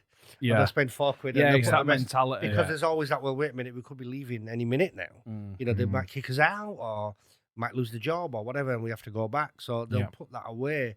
And it's kind of like they're accustomed to do that. And it's kind of like in their niche, it's in their system. Whereas here, we're with relaxed British kids. Were your mum and dad quite like that with money then? Were they quite, were they very savvy? My dad was, yeah. My dad 100% was. So I found out a lot about him. A millionaire miser. I thought they were skin, and I thought they were poor. And so I gave everything I possibly could when I started earning money. It's only when I realised later on he had money coming out of his house. And, and like, you're thinking, hang on a minute, I've been earning 150 quid a week and giving that bastard 25 and he's sat on all this. He was a funny one. He was a very, very proud man. Like when my mum died, we had people like, when she was in the hospital or whatever, social worker came to the house. She goes, "Oh, Mr. Sharma, do you know that, you could put this claim in towards funeral costs and stuff?" And he went, "Hey." It's like, he goes, "My record in this country, I never took a penny from anybody." And he was like proud of that. So I'm not taking a penny from anybody. I'm not going to start today. Yeah. Right. And I was just proud. It was like, well, I looked at him, go on, Dad. Yeah. I like that. So as the funeral's over and whatever, he says, "Oh, you guys pay for that." Right? And then he goes, and then he said to my brother, "Ask him for a discount." And I went, "My brother, look at it. Ask the funeral director for a discount." Okay, what? But that's just the mentality. Do you know what? I love that about the East Asian community. That's the mentality. A discount on a funeral. Do you know what? And everybody says to me, like, because he'll tell you, because anytime we've been out and bought anything for All Star, I am always like, we can get that cheaper everywhere. And I love that haggle culture. Where it's like, just because you've been told something is that price. It's like, but no, it's not. But at the same time, it's a lot to admire. I'm like, could I do that? We nearly did. We nearly went to Spain, for example. But, you come to a different country with your kids and your missus, and then you got you spawned another one that's born there. And how do you get on? These guys, like, he was a metallurgist. He had a really good job. Metallurgist? Basically, he's an expert in, specialist in metals. Ah, right, okay. So he used to work for a company that made tank parts for Vickers. So he was an inspector of machinery, and he used to inspect the parts and the machinery. And they bought the house in like 18 months. In Leeds 18 months? 18 months they bought the house. What, from coming with nothing? Yeah. That's crazy, isn't it? 18 months they bought the house, and literally never really looked back. You know, he might have thought that maybe one day we'll go back, but obviously everybody started getting married and having kids and settling, and you know, nobody's leaving. Everyone's here. Nobody's going back to India. You know, that India's not home. England's home. So would you say your mum and dad at some point had that realization that you did as well, that this was now home? Yeah, they did, because that's where all their grandkids were as well. Yeah. You know, they had a grandkid from early, mid-70s, 77, 78. Our eldest niece, Claire, she was born 78, I think. So that was their eldest granddaughter. Forgive me, but Claire's not a very Indian sounding It's not name. Neither's Bobby. Well, yeah, I'll give you that one. So Claire's my eldest brother, Vijay. I hope they don't mind me mentioning their names, Vijay, and his wife's Anne. She's from Middlesbrough. Okay. And she studied in Leeds, and that's where they met. Yeah. And then obviously a few things happened, and they had to kind of get together because obviously there was a baby on the way. He spilled the beans to mum and dad. Yeah. And he was the shining star of the family, and you know, he was going to get married to ABC. And so was there ever an expectation that he would get married? Yeah. Or was the family expectation that he would get married to an Indian lady? There would have been. But then what my mum and dad taught me, I mean, I was like a baby. I was probably 6 or 7 at the time. But they taught me something like life lessons at that time was, we'd rather gain a daughter than lose a son. So they moved her into an already crowded house, gave them a room of their own, got them settled, and then 6 months later they had their own place. Wow. And they're still married. The holiday pictures you were on about, we went to Corfu. Yeah. That's my brother and my sister-in-law. Oh, is that who that is? Yeah. Right, okay. Still married. Yeah. They're in Tenerife at the moment now. I think they've been married, God knows, probably 48 years. And I'm presuming that Claire's like really well thought of in the family. Claire's, like you say, you were talking about salon. She's got her own practice in Headingley. She's a hairdresser. She's got her own salon. Yeah. It's called Quiff Hair Salon. Quiff Hair Salon, there you go. So does anybody needs a haircut or the hair doing? She used to do mine. No, she didn't. Oh yeah, I forget you two are of the same follically challenged club. Do you know what? Right, let's talk about this. So when did you start losing it? Well, I didn't cut it before I started losing it. I cut it because somebody said to me a long time ago that you go by your mother's brothers, how your hair's going to look. Right. And I heard this when I was young. I don't know if it's folklore or old wives' tale. And I looked at my mother's brothers. They were mostly, some of them are alive, some of them were dead. They were all bald. And I went, oh shit. So what I did was I did a grade 1 or grade 2 because I thought if I've got one of those egg heads, then I'll wear a wig. If I lose my hair, I'll wear a wig or do something. But it was just kind of roundish, and I thought, well, I'm all right. And then I grew my hair back, and then after that, it started thinning. I think I was about 27, 28. It started thinning here a little bit lighter, but I still had hair. I mean, you've probably seen pictures of me with the hair that I put on Facebook. I like how he's mentioned thinning, and you instantly look towards me, you twat. Well, I'll be honest with you. So I fought it for a very long time, Bobby, and this were before like the whole going to Turkey to get your hair done and all that type of stuff. And I found it very challenging and very emotional. I remember when I still remember it to this day. Coincidentally, it's because I used to be homeless and I got a flat eventually, about 6 years ago. And I still remember it. I was stood in the hallway and I had this mirror that had been given to me. And I stood there for about half an hour with a razor in my hand. Right. And I thought, I know I've got to do it, but I just don't want to because it's almost like the end of one part of my life and then I'm moving into the next. Right. And I know it's just hair, but it won't. For a man, I think losing your hair is a big thing. I think sometimes women won't understand it. For me, like I feel that way about my beard. Yeah, I do, honestly. And like some people might just think it's just hair. It's not. I just didn't want that Uncle Indian, you know, that like half crown. Yeah, I just didn't want that slap head that used to. Yeah, I just didn't want that, so I just shaved it, and since then I've just shaved it myself now and all the time, well, for years and years. But it is what it is. I mean, I joke to people, I say, look, I can grow it back any minute, but it's not going to grow back the same. It's going to be too thin, and I'm too far gone. But I'm not bothered about a wig or this or that. No. I was just at the time about the shape of my head. Yeah. But it is what it is. I mean, there's a lot of people, a lot of celebrities over the years from the 90s to 2000s who made it sexy, kind of like being bald, and made it a little bit more acceptable and attractive. And there's loads of bald. There's something in the water. There's a lot of bald people, isn't there? Future Yorkshire Indian, Bobby. Obviously, channel or channels, because, like you said, you started on TikTok. You're now up to, I think, is it 170,000 followers on there. Facebook's seen a bit of growth as well over the last couple of years. I think you're up to, I think last time I checked, it was about nearly 120,000 on there. Do you see it becoming like a full-time job? Because I know we've spoke off camera and over the phone and stuff, and you do have a job that you really like and that you really enjoy doing. Mean, at the moment, no. If I'd have decided, like say if I was 18 and we had the internet and we had smartphones, it's a no-brainer. I could do this from my bedroom, and I'll be doing it. Well, probably not my bedroom, from the kitchen. I'll be doing it. 24 hours. Yeah, absolutely. But obviously, you've got bills, you've got family to feed, you've got responsibilities. You can't just like get caught on the crest of a wave. And if I did, my missus would have just grabbed me back down anyway. So what the fuck are you doing? So you got to listen to the boss woman, Yeah. And she'd be right. But obviously, at the moment, there's a lot happening next year for the Yorkshire Indian. Yeah. As far as brands are concerned, etc., nobody's really touching me that much because the content and whatnot is questionable.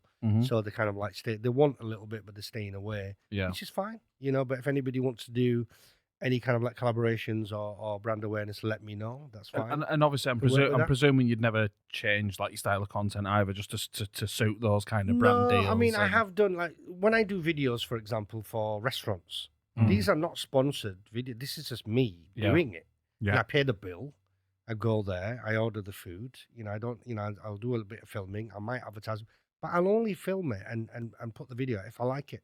Yeah. You never see me really go to restaurants and well, this was shite, and it was a 1-star, and it was a this, and it was a that. I wouldn't do that. Yeah, because you're not a food critic, are you? I don't want to hurt somebody's business. Yeah, because there's people that are out there. I'm not one of those that puts a TripAdvisor a review and says that was shite. I never spoke to the manager. Just put a 1-star. I mean, that's just horrible. Used to frustrate. I wouldn't do that. I just wouldn't do that. So I just kind of like, I'd be like any other British person, is like 98%. We just don't go back. Yeah. It's like and then tell 50 people. Yeah, 100%. It is very much reminds me of what you've just said there of Danny. Is it Danny Malins? Yeah. Because there were loads of people giving him some stick at some point on his comments, basically saying, "Oh well, you're always giving good reviews. You never give a shit review." But why would you do that? Like, he's not going to ruin somebody's business. Do you know what I mean? He might turn around and say, "Oh well, actually, that's not my cup of tea," or I've had slightly better from somewhere else. But you're never going to tarnish somebody's business and be like, that was shit. I'm never coming here again. You got to have a heart. You could really kill somebody's business just by doing that. Yeah, because like you've got right a massive following, and do you know what? I take me out off to you, Bobby, because I've been at this now. We're in the 4th year of business, and we're coming up to 60,000 on the page. I think today we've just hit 60,000. Well done. So we know how much graft and grind has gone into that. So even for you to have like above 150,000 is absolutely insane. And this is what you've just said there. Like, if Danny Malins were to turn around and say, "It's shit here, don't come here," and how many has he got on YouTube now? Millions. And it's like you could literally jeopardize and ruin somebody's business that they've spent 5, 6, 10 years building. Got to be very, very careful. It could be just that one-off day. We talked about last week when we met about consistency at restaurants and taking. There's no consistency. Could be the chef's day off. Could be the manager's day off. But we expect the same consistency. We do. Yeah. But sometimes things go wrong. Could be the wrong day. Yeah. It's just not your day, and we've got to accept that. Some people spit Everyone's the dummies human. out. Oh, it's me, and I'm not happy, and I'm never coming back here, and I'm going to give you a TripAdvisor, blah blah blah. But they never really, give the business a chance to put things right. Give them a chance first. Put it right. If they don't put it right professionally, they don't deserve to get the acknowledgement anyway. No. Yeah. And you should slag them off. Yeah. Simple as. So, next thing, what I've noticed Right. is merchandise. Oh, It's Hey, listen. something we've wanted to do for a while. Yeah, and do you know what? It's something that we'll have to sort of have a discussion about 100%. about what companies, because I did a bit of research on your website, YorkshireIndian.com. Yeah. I see that you're using like a local Yorkshire Just supplier. local Yorkshire S&K printers. They're in Ossett, right next door to where you eat on Oh, Bank really? Street. So Yeah, listen, I can see a business meal coming up, can't you? Yeah. We'll have to pop in there. won't we? Go ask for Kirsty and the team do some amazing work, really high quality. Yeah. And that's why we say on the website that, look, we use a local, we don't use like an American firm where it's print on demand. We use a local Yorkshire family business, and quality takes time. So we're not Amazon. We're not going to send it to 2 days Yeah. or 3 days shipping or whatever. It's going to take 5 to 10 days because we make it to order. And with love and care. Love and attention. care. But Yeah. there's some and really, quality. really cool stuff on. Like, and I promise, I'm making this out now. I'm putting this promise out there now. You can check your orders before Christmas. I want now. You don't need to. No. I want those masala. I've brought you some. Hey. What's this? You don't cook. No. You cook. Oh, I cook. Yeah. That's for you. That's you. Oh, come on. Let's have a look at And- this then. Oh, have I got the wrong one? Oh no, that's for you. That's that right. one's for Okay. you, and the other one's a t-shirt. Right. Let's. Go on, then you open yours first. And then I'll let's, look at mine. let's go close. And I saw a couple of pictures of you, and I thought this will be appropriate. Oh, I'm interested. What sort of pictures were they, Bobby? With some dwarfs in Winston's.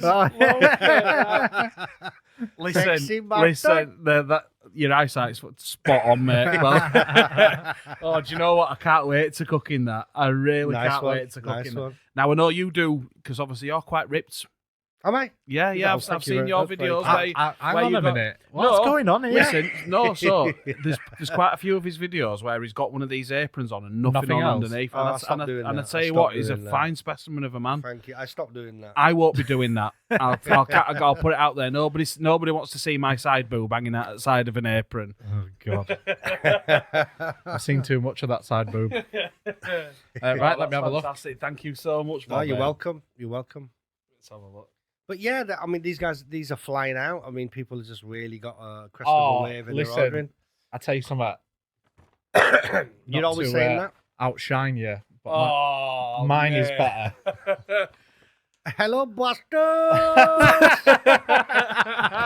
That is fantastic. Yeah. Oh, brilliant.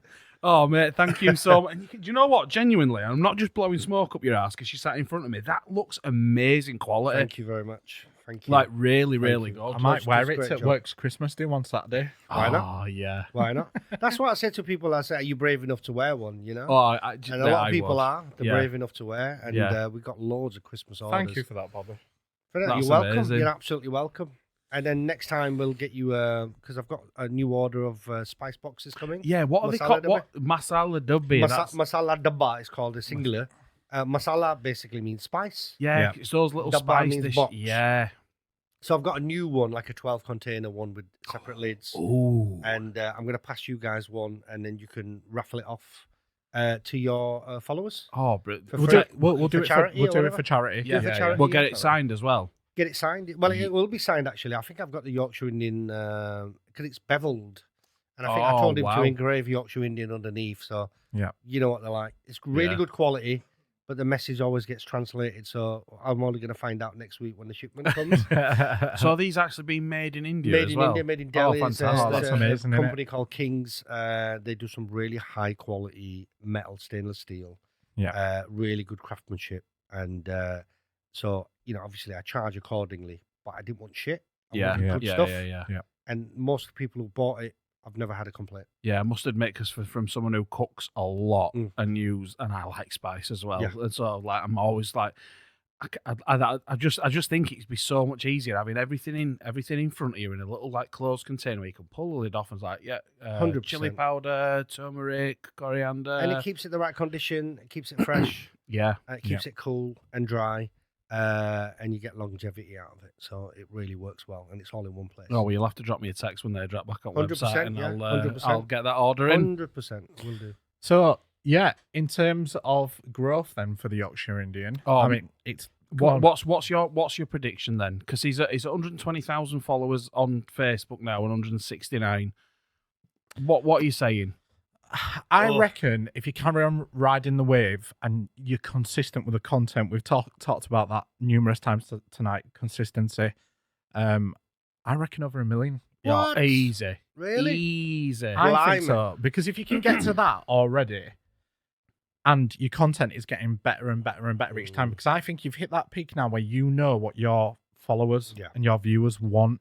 I think the thing is, as content creators, well, thank you for that anyway, by the way, but I'm just saying, I think they demand, and the algorithms demand consistency. Yeah. And sometimes I kind of like fall behind when it comes to, because I'm juggling a few things. Yeah. You know, obviously I'm heavily involved with, we have a creator agency basically in the UK and America. It's called FTTV Creator Agency. And, you know, we've got great guys like Kaz and Eric who manage, obviously, creators who want to do well on TikTok lives, etc. So we're doing that. I've got a job full time, so I do that on the night. I do the job during the day, and I'm trying to fit my Yorkshire Indian in the weekends and whatnot.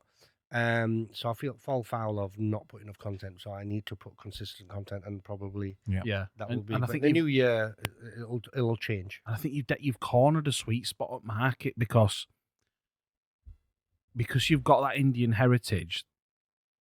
It's sort of like I couldn't do that, and I wouldn't feel comfortable doing that. Like, we poke fun at a lot of things, but I don't think I'd feel comfortable sort of poking fun at that Indian culture like you do, and sort of that East Asian culture. Well, I don't make fun of the culture itself, no, but sort of making light of I think it. I can get away with it, and then people will say, "Well, that's not fair. If I did that, I'll be called a racist." Well, you would be a fucking racist, wouldn't you?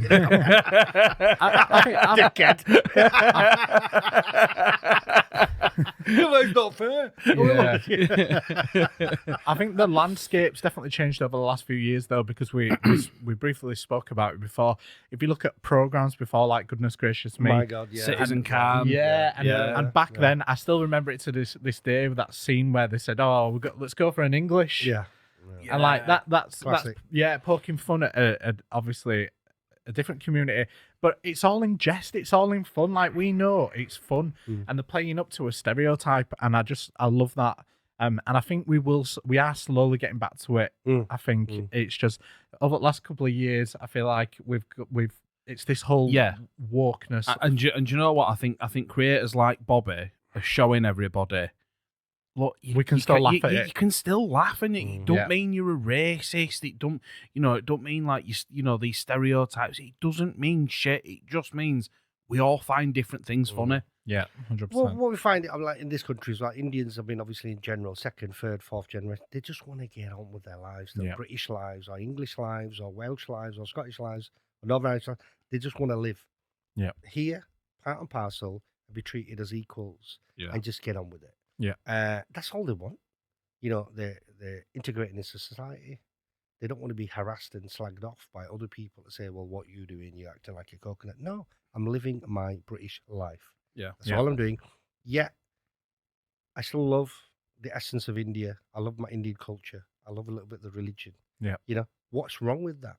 You know, we've had many, many generations and immigrants come to this country from Ireland, from Italy, from whatever.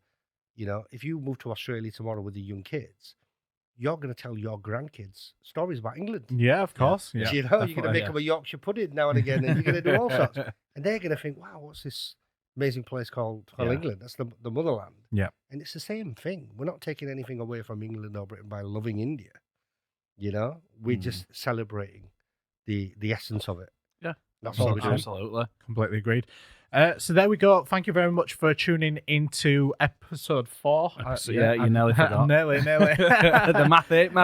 Thank you to Bobby, aka the Yorkshire Indian. It's been absolutely fantastic. We've had some really deep conversation there. Yeah, and we've had a proper laugh. And mate, thank you so much for coming on. Yeah, and where are we going now?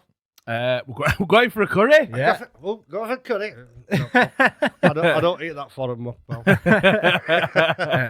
thank you very much for inviting. Thank you for letting me tell a little bit about myself. Yeah, and the Yorkshire Indian highlighting it. I appreciate it, and hopefully I'll see you very, very soon as well. Yeah, we'd love to have you back on. We've got a skit coming up, which is to do with, I don't want to give too much away, but we're going all out, aren't we? So we're getting dressed up with professional makeup artists like old people. Yep. All right, okay. And we're going out into the community undercover, causing carnage. Right, okay. So we'll try and write you into some of those scenes. I think that'd be absolutely hilarious. Sounds good. Yeah, absolutely. Get And me I hope involved. as well, I hope tonight that your followers in particular have taken something away, because on your channel we don't really see the man behind the character. We don't see the man behind the mask. There was a comment. I seen the comment the other day on that reel, and what was it? Was it to do with your accent? I said, where's your accent? Yeah. Because they don't know the real Bobby. So I hope they've got an opportunity tonight to take away from our podcast the real man. I think because I throw a few accents out, a lot of people actually do believe when they're listening. It's like, oh my god, his Yorkshire accent is pretty good. That's a pretty good one. When in actual fact, it's your Indian accent that's pretty good. Yeah, probably. But yeah, thank you very much. Hopefully, right, if you're up for this, I think we should get him back in 12 months and see where he is and what growth he's definitely, through and stuff. definitely, 100%. And I'll get to see where you guys are, because you guys are going places. 100%. You've got a really good setup, really good business, and you're doing some really professional work. You've been professional throughout. Yeah. And I think you definitely, I can't wait for number 5, number 6, number 7 and be part of it. Hopefully. Because I've already watched the first 3. And, when you watch it in bits, you're like, no, but you watch all of it and start listening. It's brilliant. Yeah, definitely. Thank you for that. Well, the next one, hopefully, so potentially it might be after Christmas now, unless we can squeeze somebody in. But we've got somebody called Jamie that's going to be coming onto the podcast, which I'm really interested to hear about this. So Jamie used to be a tattoo artist, and then he opened his own funeral home, and he's a funeral director, which is a massive change. He's no background in it, no experience. He did all the qualifications. He's got his own funeral home, and he does some really beautiful things. We recently worked together because there was a family that lost a child quite recently, and it was like a sudden death. So between myself and All Star, I said to the family, I didn't know him, but I just heard the story, and I said, right, I'm going to pay a big chunk of that funeral off.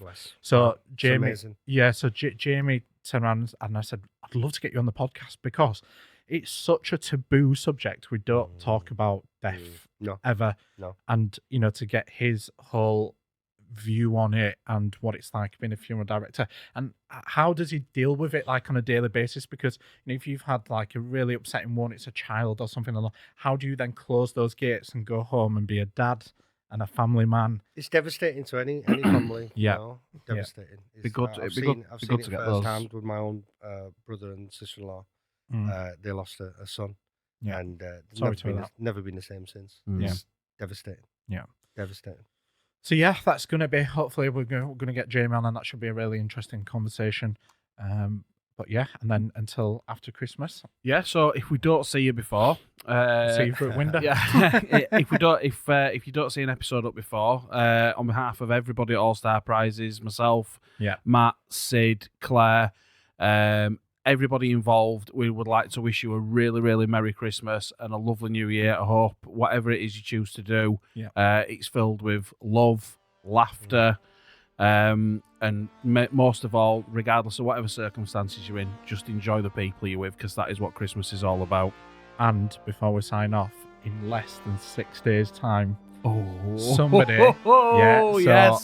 then the next time, the most likely that we get behind these mics to do another podcast, somebody out there in our community will be £100,000 better off, tax-free.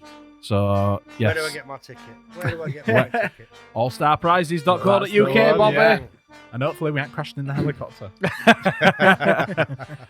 But yeah, all that remains to be said is thank you very much for watching again. Keep your eyes peeled for episode number 5. Yeah. But Bobby, thank you very much for coming on, mate. Merry It's been Christmas an absolute pleasure. Yeah. And let's go for a curry and enjoy ourselves. Yeah, let's do that. Peace.